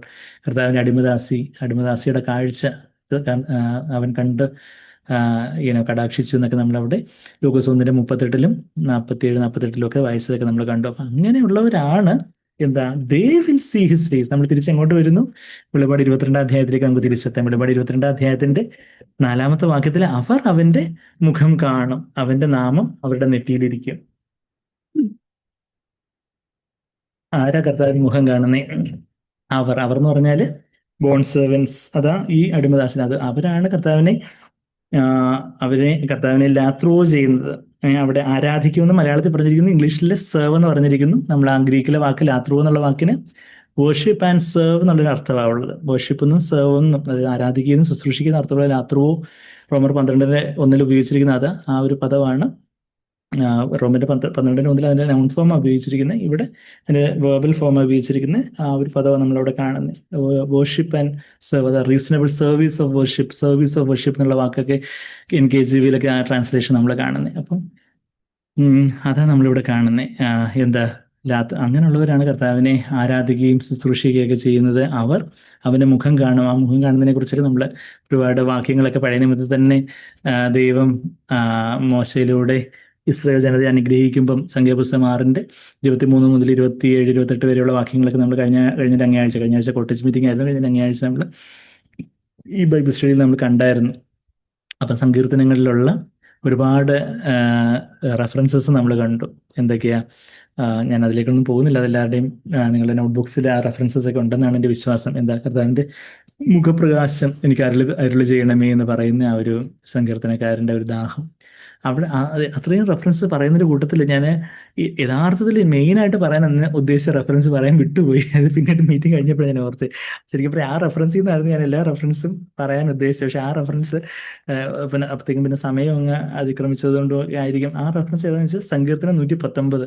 ഞാൻ ഇന്ന് ആദ്യം പ്രാർത്ഥിച്ചപ്പോൾ ആ റെഫറൻസ് പ്രാർത്ഥിച്ച് നമ്മൾ ഏത് വെളിച്ചത്തിലിരുന്നാണ് ബൈബിൾ വായിക്കുന്നതെന്ന് പറയുന്ന റെഫറൻസ്. ഇപ്പം നമ്മൾ ബൈബിൾ വായിക്കാൻ വേണ്ടി നമുക്ക് ഈ ട്യൂബ്ലൈറ്റും ആ വെളിച്ചവും കാര്യങ്ങളും ഒക്കെ ഉണ്ട്. നമുക്ക് ഭൗതികമായിട്ടുള്ള നമ്മൾ ഇരുട്ടത്തിരുന്ന് ബൈബിൾ വായിച്ചാൽ എന്തെങ്കിലും മനസ്സിലാവും, എന്തെങ്കിലും കാണാൻ പറ്റുമോ? നമ്മൾ ഒഫ്താൽമോളജിസ്റ്റ് ആയിട്ടുള്ള സഹോദരി പറയും, അയ്യോ അങ്ങനെ ഇരുട്ടത്തിരുന്ന് വായിക്കരുത്, കണ്ണിന് സ്ട്രെയിൻ ആണ്, പിന്നെ നിങ്ങൾക്ക് കണ്ണിന് അക്കോമഡേഷനൊക്കെ പ്രോബ്ലം വരും, പിന്നെ കണ്ണട വെക്കേണ്ടി വരും എന്നൊക്കെ പറയും. എന്ന് പറഞ്ഞാൽ യഥാർത്ഥത്തിൽ ആത്മീയമായിട്ട്, ഭൗതികമായിട്ട് ഇരുട്ടത്തിരുന്ന് നമ്മളാരും വായിക്കത്തില്ല. നമ്മൾ കുറച്ച് നല്ല പ്രോപ്പർ ലൈറ്റിങ്ങിലേ വായിക്കത്തുള്ളൂ. എന്നാൽ ആത്മീയമായിട്ട് നമ്മൾ വായിക്കേണ്ട പ്രകാശം, വചനം ഏത് പ്രകാശത്തിലാണ് വായിക്കേണ്ടതെന്ന് എവിടെ പറയുന്നത്? 119 135 വാക്യം. നമ്മൾ ഇതിനു മുമ്പ് ആ വാക്യമൊക്കെ എടുത്തിട്ടുണ്ട്. ഓർക്കുന്നുണ്ടോ? ഞാൻ മുമ്പ് ഉപയോഗിച്ചിരുന്ന ബൈബിളിലെ ആദ്യത്തെ പേജിൽ ഞാൻ ഈ വേഴ്സ് എഴുതി വെച്ചിട്ടുണ്ടായിരുന്നു. ഏതാ? ഈ 119 സങ്കീർത്തനത്തിന്, അതായത് ഏറ്റവും ലോങ്ങസ്റ്റ് സാം. നമ്മൾ കഴിഞ്ഞ ആഴ്ച ലോങ്ങസ്റ്റ് സാം, ഷോർട്ടസ്റ്റ് സാം ഒക്കെ കണ്ടായിരുന്നു. Shortest Sam 117, longest Sam 119. Middle most Sam 118, middle most chapter in the ബൈബിളും അതാണ്. അതിലെ middle most versus, central versus 7 and 8 ആണെന്നൊക്കെ കണ്ട് നമ്മൾ സാം 131 കഴിഞ്ഞ ഞായറാഴ്ചയൊക്കെ പോയായിരുന്നു. എല്ലാവർക്കും ഓർമ്മയുണ്ടല്ലോ അല്ലേ? അപ്പം അവിടെ സങ്കീർത്തനം 119 135 വാക്യം ഞാൻ ഒരു പ്രയറായിട്ട് എൻ്റെ പഴയ ബൈബിളിലും, എനിക്ക് തോന്നുന്നു എൻ്റെ ബൈബിൾ ഡയറി മാതിരി നമ്മൾ അതിനൊക്കെ ഓരോന്ന് റെഫറൻസൊക്കെ എഴുതി വെക്കുന്ന നോട്ട്ബുക്കിലും ഡയറിയിലും ഒക്കെ ആദ്യത്തെ പേജിൽ ഞാൻ ഈ വാക്യം എഴുതി വെക്കുമായിരുന്നു. 135 വാക്യം എന്താ പറയുന്നത്? അടിയന്റെ മേൽ, 119 സങ്കീർത്തനത്തിന്റെ 135 വാക്യം, അടിയന്റെ മേൽ നിന്റെ മുഖം പ്രകാശിപ്പിച്ച് നിന്റെ ചട്ടങ്ങളെ എനിക്ക് ഉപദേശിച്ചു തരണമേ. Make your face shine upon your servant. നമ്മൾ എവിടുന്ന് ഇങ്ങോട്ട് വന്നേ? വെളിപാട് 22:4 എന്താ നമ്മൾ വായിച്ചേ? അവർ, ഈ ഡൂളെ, bond servants, bond slaves, they will see his face and worship him. അവരെ കർത്താവിന്റെ മുഖം കണ്ട് ആരാധിക്കും എന്നുള്ള കാര്യം നമ്മളിപ്പം see his face and his name shall be on the foreheads എന്നുള്ള കാര്യം നമ്മൾ വെളിപാട് 22:4 നമ്മൾ ഇങ്ങോട്ട് വന്നേ. അവർ അവന്റെ മുഖം കാണും, അവരുടെ നാമം അവരുടെ നെറ്റിയിലിരിക്കും. ആ മുഖം കാണുന്ന ഒരു കാര്യം പഴയ നിയമത്തിലേ ആ ഒരു വാഞ്ച അവർക്കുണ്ടായിരുന്നു. അവർക്കതൊരു പരിധി വരെ അവർക്കതൊരു എക്സ്പീരിയൻസ് ചെയ്യാൻ പറ്റുള്ളായിരുന്നു പഴയ നിയമത്തിൽ. എന്ന് വെച്ചാൽ അതിവിശുദ്ധ സ്ഥലത്തേക്കുള്ള ദൈവത്തിന്റെ ലിറ്ററൽ ആക്ഷരികമായ സാന്നിധ്യത്തിലേക്കുള്ള സാമീപ്യം അവർക്കന്ന് നിഷിദ്ധമായിരുന്നു. ആണ്ടിലൊരിക്കലും മഹാപുരോഹിതന് മാത്രമേ അതിവിശുദ്ധ സ്ഥലത്തേക്ക്, ദൈവത്തിന്റെ സന്നിധിയിലേക്ക്, പ്രസന്നത്തിലേക്ക് എന്നുള്ള വാക്ക് എനിക്ക് വരും. തമിഴ് സഹോദരങ്ങളും സാന്നിധ്യത്തിന് പ്രസന്നം എന്നാണ് പറയുന്നത്. നമ്മൾ പ്രസന്നം എന്ന് പറഞ്ഞാൽ പ്ലസന്റ് എന്നുള്ള അർത്ഥമാണല്ലോ. എന്ന് തമിഴിൽ പ്രസന്നം എന്ന് പറയുന്നത്. ഞാൻ ഇടയ്ക്ക് തമിഴ് വാക്കുകൾ, ഇടയ്ക്ക് ചില തമിഴ് കൺസൾട്ടേഷൻസ് ഒക്കെ വരുമ്പോൾ അവരോട് കുറച്ച് തമിഴൊക്കെ സംസാരിച്ചിട്ട് പിന്നെ തമിഴ് ഹാങ് ഓവർ ചിലപ്പോൾ പിന്നെയും വരും. അപ്പം ദേവനോട് പ്രസന്നം, ലോർഡ്സ് പ്രസൻസ്, കർത്താവിന്റെ സാന്നിധ്യത്തിലേക്കുള്ള ആ ഒരു പുതുതും ജീവനോടുള്ള പുതുവഴിയൊക്കെ കർത്താവാണ് തൻ്റെ ജഡമാകുന്ന തിരശ്ശീലയിലൂടെ ചീന്തി നമുക്ക് പ്രതിഷ്ഠിച്ചതെന്നൊക്കെ നമ്മൾ എബ്രായർ 10:19-20 വാക്യങ്ങളൊക്കെ നമ്മളിപ്പോഴും വായിക്കുന്ന വാക്യങ്ങളാണ്. അപ്പം ഇവിടെ അന്ന് അവർക്ക് അതൊരു പരിധിവരെ അനുഭവിക്കാൻ ഒക്കെ ഉള്ളായിരുന്നു. എന്നാൽ ഇന്ന് നമുക്കാണ് ആത്മാവിലേക്ക് പരിശുദ്ധാത്മാവ് വന്നെന്ന് പറഞ്ഞാൽ നാം ദൈവത്തിന്റെ സന്നിധിയാകുന്ന സ്വർഗസിംഹാസനത്തിലേക്ക് ഉയർത്തപ്പെടുന്ന ഒരു അനുഭവം. യഥാർത്ഥത്തിൽ പരിശുദ്ധാത്മ നമ്മളിൽ നിറയുമ്പോൾ എന്ന് പറഞ്ഞാൽ, പരിശുദ്ധാത്മ നിറയുമ്പോൾ എന്ന് പറയുമ്പോൾ ആൾക്കാരുടെ ഇന്ന് പലപ്പോഴും പെന്തക്കോസ്ത് കരിസ്മാറ്റിക് വളങ്ങളിലുള്ള സൗകര്യങ്ങളുടെ വിചാരം എന്താ? പരിശുദ്ധാത്മ പറയുമ്പോഴത്തേക്ക് ഇങ്ങനെ ചാടിത്തുള്ളി, സ്പ്രിംഗ് പോലെ ചാടിത്തുള്ളി എന്തെങ്കിലുമൊക്കെ പറഞ്ഞ് അങ്ങോട്ടും ഇങ്ങോട്ടോ അടുത്തുള്ളവരെയൊക്കെ തള്ളിയിട്ട് ഇങ്ങനെ ഉരുണ്ടോ അങ്ങനെ എന്തെങ്കിലുമൊക്കെ ഓരോ ബഹളങ്ങൾ കാണിക്കും എന്നുള്ളത് പലരും വിചാരിച്ച വശമായിരിക്കുന്നു. പക്ഷെ അങ്ങനെയൊന്നുള്ള കാര്യമല്ല. കർത്താവാണ് ഏറ്റവും പരിശുദ്ധാത്മാവിനാൽ ഏറ്റവും അധികം നിറഞ്ഞവനായിട്ട് ഈ ഭൂമി ജീവിച്ചതാരായിരുന്നു? യേശു കർത്താവ്. കർത്താവ് ഇതുപോലെ ഇങ്ങനെ തുള്ളി വരച്ചൊന്നും നടന്നില്ല. കർത്താവ് അനന്തതൈലത്താൽ അഭിഷിക്തനായിട്ട് അവിടുന്ന് എത്ര സൗമ്യതയോടെ, സാവധാനതയോടെ, എത്ര ആത്മനിയന്ത്രണത്തോടെ കർത്താവ് ജീവിച്ചു. പരിശുദ്ധാത്മന്റെ ഫലമാണ് നമ്മളുടെ ജീവിതത്തിൽ പ്രാഥമികമായിട്ട് നിറയുന്ന. പരിശുദ്ധാത്മന്റെ വരങ്ങളും ദൈവം തരും. അത് ദൈവത്തിന്റെ പരമാധികാരത്തിൽ ദൈവം പലർക്കും പല വരങ്ങൾ തരുന്നു. തീർച്ചയായിട്ടും പരിശുദ്ധാത്മന് എല്ലാ വരങ്ങളും ഇന്നും ഉണ്ട്. നമ്മൾ സെസേഷനിസ്റ്റ് തിയറി, ചില ബ്രദർ സഹോദരങ്ങളൊക്കെ പറഞ്ഞുകൊണ്ട് സെസേഷനിസ്റ്റ് തിയറി പറയുന്നവരല്ല നമ്മളെന്ന് വെച്ചാൽ വരങ്ങളൊക്കെ നിന്നുപോയി എന്ന് പറയുന്നവരല്ല. വരങ്ങളെല്ലാം ഉണ്ട്. എന്നാൽ എല്ലാ വരങ്ങളും എല്ലാവർക്കും ദൈവം കൊടുക്കുന്നില്ല. അത് ആഗോള സഭയിൽ ദൈവം ഓരോരോ കാലഘട്ടത്തിലും ഓരോരോ കാലത്തിലും ഒക്കെ ഓരോ പ്രദേശത്തിനുമൊക്കെ ആവശ്യമായിട്ടുള്ള വരങ്ങൾ ദൈവം സഭയ്ക്ക് നൽകുന്നു. ഇന്നും എല്ലാ വരങ്ങളും ഉണ്ട്. എന്നാൽ പ്രാഥമികമായിട്ട് പരിശുദ്ധാത്മ നിറയപ്പെടുക എന്ന് പറഞ്ഞാൽ എന്താ? കർത്താവിന്റെ സ്നേഹത്താൽ നിറയപ്പെടുന്നതാണ് പരിശുദ്ധാത്മ നിറയപ്പെടുന്നതെന്ന് റോമർ 5:5 നമ്മൾ വായിക്കുന്നുണ്ട്. ഞാൻ ആ വാക്യത്തിലേക്കൊക്കെ പോയാൽ പിന്നെ ഇവിടെ നിന്ന് നമ്മൾ ഇങ്ങോട്ടും പോകത്തില്ല. നമ്മൾ പലപ്പോഴും എടുക്കുന്ന വാക്യങ്ങളായതുകൊണ്ട് ഞാൻ ആ വാക്യങ്ങളിലേക്ക് പോകാത്തെങ്കിലും നിങ്ങളെല്ലാവരും അതിൻ്റെ റെഫറൻസ് എഴുതിയിട്ട് അതൊന്നുകൂടെ, അഥവാ പരിചയമില്ലാത്തവരാണെങ്കിൽ ആ വചനം അത്ര പരിചയമില്ലെങ്കിൽ പെട്ടെന്ന് എടുത്ത് നോക്കണം എന്ന് ഞാൻ അഭ്യർത്ഥിച്ചോട്ടെ. എന്താ റോമർ 5:5 പറയുന്നത്? The love of God has been flooded in our hearts through the Holy Spirit who has been given to us. നമുക്ക് നൽകപ്പെട്ടിരിക്കുന്ന പരിശുദ്ധാത്മാവിനാൽ ദൈവസ്നേഹം നമ്മളിൽ നിറയപ്പെട്ടിരിക്കുന്നു. പരിശുദ്ധാത്മാവിന് നിറവില പ്രാഥമികമായിട്ട് ദൈവസ്നേഹം നിറയുന്നു. ദൈവസ്നേഹത്തിൽ തന്നെ എന്തൊക്കെയുണ്ട്? സ്നേഹമുണ്ട്, സന്തോഷമുണ്ട്, സമാധാനമുണ്ട്. എവിടെ? ഗലാത്യർ 5:22-23 വാക്യങ്ങളിൽ അവിടെ ആത്മാവിന്റെ ഫലം നമ്മൾ വായിക്കുന്നുണ്ട്. Fruit of the spirit, love, joy, peace, patience, kindness, goodness, faith and faithfulness, gentleness, self control. അങ്ങനൊരു 9 കാര്യങ്ങൾ അവിടെ പറഞ്ഞിരിക്കുന്നത്. ഫെയ്ത്ത് ആൻഡ് ഫെയ്ത്ത്ഫുൾനെസ് എന്ന് ട്രാൻസ്ലേറ്റ് ചെയ്യുവാണെങ്കിൽ 10 കാര്യങ്ങൾ നമുക്ക് പറയാം. അവിടെ ആ കാര്യങ്ങൾ നമ്മൾ ഗലാത്യർ 5:22-23, അതായത് സ്നേഹം, സന്തോഷം, സമാധാനം, പിന്നെന്താ, ദയ, ദീർഘക്ഷമ, പരോപകാരം, വിശ്വസ്തത, സൗമ്യത, ഇന്ദ്രിയജയം. വിശ്വസ്തത, വിശ്വാസം, സൗമ്യത, ഇന്ദ്രിയജയം. അങ്ങനെ 10 കാര്യങ്ങൾ നമ്മളവിടെ ഗലാത്യർ 9 കാര്യങ്ങളാണ് എഴുതിയിരിക്കുന്നത്. വിശ്വസ്തത, വിശ്വാസം എന്നും കൂടെ പിസ്റ്റസ് എന്നുള്ള വാക്കിന് വിശ്വസ്തതയിൽ നിന്ന് വിശ്വാസം എന്ന് ട്രാൻസ്ലേറ്റ് ചെയ്യാവുന്നതുകൊണ്ട് ഇത് രണ്ടും കൂടെ ചേർത്ത് പറയുകയാണെങ്കിൽ 10 കാര്യങ്ങളായിട്ട് പറയുവാണെങ്കിൽ ഗലാത്യർ 5-ന്റെ 22, 23 വാക്യങ്ങൾ നമ്മൾ ആത്മാവിന്റെ ഫലം വായിക്കുന്നത്. അപ്പം പരിശുദ്ധാത്മാവിനെ നിറയപ്പെടുമ്പോഴാണ് യഥാർത്ഥത്തിൽ എന്ത് ഒരു ദൈവത്തിന്റെ സന്നിധിയിലേക്ക് നമ്മളെ ഉയർത്തപ്പെടുന്ന ഒരു അനുഭവം. എന്ന് വെച്ചാൽ കർത്താവിന്റെ സാന്നിധ്യം നമുക്ക് അത് ആക്ഷരികമായിട്ട് അനുഭവിക്കാനൊക്കും. എന്ന് പറഞ്ഞാൽ നമ്മളിപ്പം എൻ്റെ അടുത്ത് എൻ്റെ വൈഫും കുഞ്ഞുങ്ങളും ഇവിടെ ഇരിപ്പുണ്ട്. അവരുടെ സാമീപ്യം, അവരിവിടെ ഇരിക്കുന്ന I can sense the presence because they are here. I am able to see them. പരിശുദ്ധാത്മാവിനെ നമ്മൾ നിറയപ്പെടുമ്പോൾ, നമ്മൾ പരിശുദ്ധാത്മാവിനെ യഥാർത്ഥത്തിൽ നിറയപ്പെടുമ്പോൾ യേശു എൻ്റെ അടുത്തുള്ള അതൊരു എന്തെങ്കിലും ഒരു തോന്നലല്ല, മറിച്ചൊരു അനുഭവം. We can experience. നമുക്കത് സെൻസ് ചെയ്യാനൊക്കെ കർത്താവ് നമ്മളുടെ അടുത്തുള്ളതായിട്ട് അത് നമുക്ക് ഒരു ദൈവഭയവും എന്നാൽ അതുപോലെ വലിയൊരു സുരക്ഷിതത്വ ബോധവും കർത്താവിനുള്ളൊരു സ്നേഹവും ഇന്ന് ഒരു പരിശുദ്ധാത്മാവിന്റെ നിറവിനായിട്ട് എത്ര പേർക്കൊരു വാഞ്ചയുണ്ട്, എത്ര പേർ അത് അനുഭവിക്കുന്നുണ്ട്. ചിലർ അനുഭവിച്ചിട്ടുണ്ടായിരിക്കും. അന്ന് ഞാൻ അനുഭവിച്ചു ബ്രദറെ, പക്ഷെ ഇന്ന് ഞാൻ അനുഭവിക്കുന്നു എന്നുള്ള ഇപ്പം നമ്മുടെ യഥാർത്ഥത്തിൽ നമ്മളെ തന്നെ ഒരു വട്ടപൂജ്യമായിട്ട് സീറോമായിട്ട് നമ്മളെ തന്നെ അങ്ങ് താഴ്ത്തി ഏൽപ്പിച്ച് നമ്മളൊരു വാഞ്ചയോടെ കർത്താവേ അവിടുത്തെ ആത്മാവിനെ നിറക്കണമേ നമ്മൾ വിശ്വസിച്ച് പ്രാർത്ഥിക്കുമ്പോൾ ദൈവസ്നേഹം ഒരു വലിയൊരു ജീവജല നദിയായിട്ട് നമ്മളൊന്ന് നിറയും. നമുക്ക് കർത്താവിൻ്റെ ഒരു സ്നേഹം വന്ന് നിറയും, സന്തോഷം വന്ന് നിറയും, സമാധാനം വന്ന് നിറയും, ദീർഘക്ഷമയും ദയയും പരോപകാരിയും പിന്നെന്താ വിശ്വാസവും വിശ്വസ്തതയും സൗമ്യതയും ഇന്ദ്രിയജയവും എല്ലാം വന്ന് നിറയും. കർത്താവിൻ്റെ സാന്നിധ്യം വന്ന് നിറയും, കർത്താവിൻ്റെ ശക്തി വന്ന് നിറയും. അതാണ് നിങ്ങൾ പരിശുദ്ധാത്മ നിങ്ങളുടെ മേൽ വന്ന് നിങ്ങളെ ശക്തി ലഭിച്ചിട്ടെന്നൊക്കെ അപ്പോസ്തലപ്രവൃത്തി 1:8 നമ്മൾ വായിക്കുന്നത്. അപ്പം ഞാനിവിടെ പറഞ്ഞു വരുന്നത് വെച്ചാൽ പരിശുദ്ധാത്മ നമ്മൾ നിറയുമ്പോഴാണ് യേശുവിൻ്റെ മുഖപ്രകാശം. അപ്പോഴാണ് ആ മുഖപ്രകാശത്തിലാണ് എന്ത് വായിക്കണ്ടേ? ബൈബിൾ വായിക്കാനുള്ള ലൈറ്റ് ഏതാന്ന് ചോദിച്ചാൽ ട്യൂബ് ലൈറ്റ് ആണോ, ടേബിൾ ലാമ്പിൻ്റെ ലൈറ്റ് ആണോ, LED ലൈറ്റ് ആണോ എന്ന് ചോദിച്ചാൽ ഏത് ലൈറ്റിലാണ് വായിക്കണ്ടേ? യേശുവിൻ്റെ മുഖപ്രകാശത്തിന്റെ ലൈറ്റിലാണ് ഇത് വായിക്കണ്ടേ. എന്നുവെച്ചാൽ കർത്താവിന്റെ സന്നിധിയിലിരുന്ന് നമ്മൾ ഈ വചനം വായിക്കുമ്പോൾ അപ്പോഴാണ് നമുക്ക് വചനം വായിക്കുമ്പോൾ ഒരു ഞാൻ നാരകത്തിന്റെ ചുവട്ടിലിരുന്ന് അതിമോദത്തോടെ അതിന്റെ പഴം കഴിച്ചു എന്നൊക്കെ നമ്മൾ ഉത്തമഗീതം 1:2 വായിക്കുന്നുണ്ട്. I sat down beneath the apple tree, my beloved is like an apple tree among all the trees of the forest. അടവി തരുക്കളിനിടയിൽ ഒരു നാരകം പോലെയാണ്, കാട്ടുമരങ്ങളുടെ ഇടയിൽ ഒരു നാരകം പോലെയാണ് എൻ്റെ കർത്താവ്, എൻ്റെ പ്രിയൻ. ആ പ്രിയന്റെ കാൽക്കൽ ഞാനിരുന്ന് കർത്താവിൻ്റെ വചനങ്ങൾ കേൾക്കുന്ന ഒരു അനുഭവം അവിടെ ഉത്തമഗീതത്തിൽ പറയുന്നത്. ആ കർത്താവിൻ്റെ മുഖപ്രകാശത്തിലിരിക്കുമ്പോൾ കർത്താവ് തന്നെ നമ്മളോട് വചനത്തിൽ നിന്ന് സംസാരിക്കുക. അതുവരെ നമ്മൾ കാണാത്ത കാര്യങ്ങളൊക്കെ നമുക്ക് വചനത്തിൽ നിന്ന് ഹൃദ്യമായിട്ട് കർത്താവിനെ നമ്മളോട് അരുളി ചെയ്യുന്നതായിട്ടൊരു അനുഭവവും. അപ്പം അങ്ങനെ നമ്മൾ ഇന്ന് കർത്താവിൻ്റെ മുഖപ്രകാശത്തിൽ ഇരിക്കുന്നുണ്ടോ? എന്തിനാണ് നമ്മളിതെല്ലാം പറയുന്നത്? അങ്ങനെ നമ്മൾ ഇങ്ങനെ ഇന്നേ ഇരിക്കുന്നില്ലെങ്കിൽ അവിടെ നിത്യതയിൽ ചിലപ്പോൾ പെട്ടെന്ന് ഞാനങ്ങ് മുഖപ്രകാശത്തിൽ ചെന്നങ്ങ് ആരാധിക്കുമെന്ന് പറയുന്നത് ഒരു മൂഢസ്വർഗത്തിൽ, അത് നമ്മളെ തന്നെ വഞ്ചിക്കുക. ഇന്ന് നമുക്ക് കർത്താവിൻ്റെ മുഖപ്രകാശത്തിലിരുന്ന് കർത്താവിൻ്റെ വചനം കേൾക്കാനും ആ ഒരു ഭയഭക്തി ബഹുമാനത്തോടെ കർത്താവിൻ്റെ വചനം ധ്യാനിക്കാനും കർത്താവിനോട് അടുക്കാനും, പിന്നെ നമ്മളുടെ ജീവിതത്തിൽ നമ്മൾ ആ ഒരു സെൻസ് ഓഫ് ഗോഡ്സ് പ്രസൻസ് നമ്മളൊരു ദൈവഭാഗം ഒരു സീറോ ആയിട്ട് താഴ്ത്തി ഒരു പൂജ്യമായിട്ട് നമ്മെ തന്നെ താഴ്ത്തിക്കൊണ്ടേയിരിക്കുകയാണെങ്കിൽ ദിവസം മുഴുവനും കർത്താവിൻ്റെ സാന്നിധ്യം ആ സർവ്വസിംഹാസനത്തെങ്കിൽ കർത്താവിൻ്റെ കാൽക്കലിരിക്കുന്ന അല്ലെങ്കിൽ കർത്താവിനോട് ചേർന്നിരിക്കുന്ന ഒരു അനുഭവത്തോടെ നമ്മൾ ചിലപ്പോൾ അടുക്കളയിലായിരിക്കും, ചിലപ്പോൾ ഓഫീസിലായിരിക്കും, ഫാക്ടറിയിലായിരിക്കും, ഹോസ്പിറ്റലായിരിക്കും, ക്ലിനിക്കിലായിരിക്കും, പാടത്തായിരിക്കും, പറമ്പത്തായിരിക്കും, കടയിലായിരിക്കും, റോഡിലായിരിക്കും.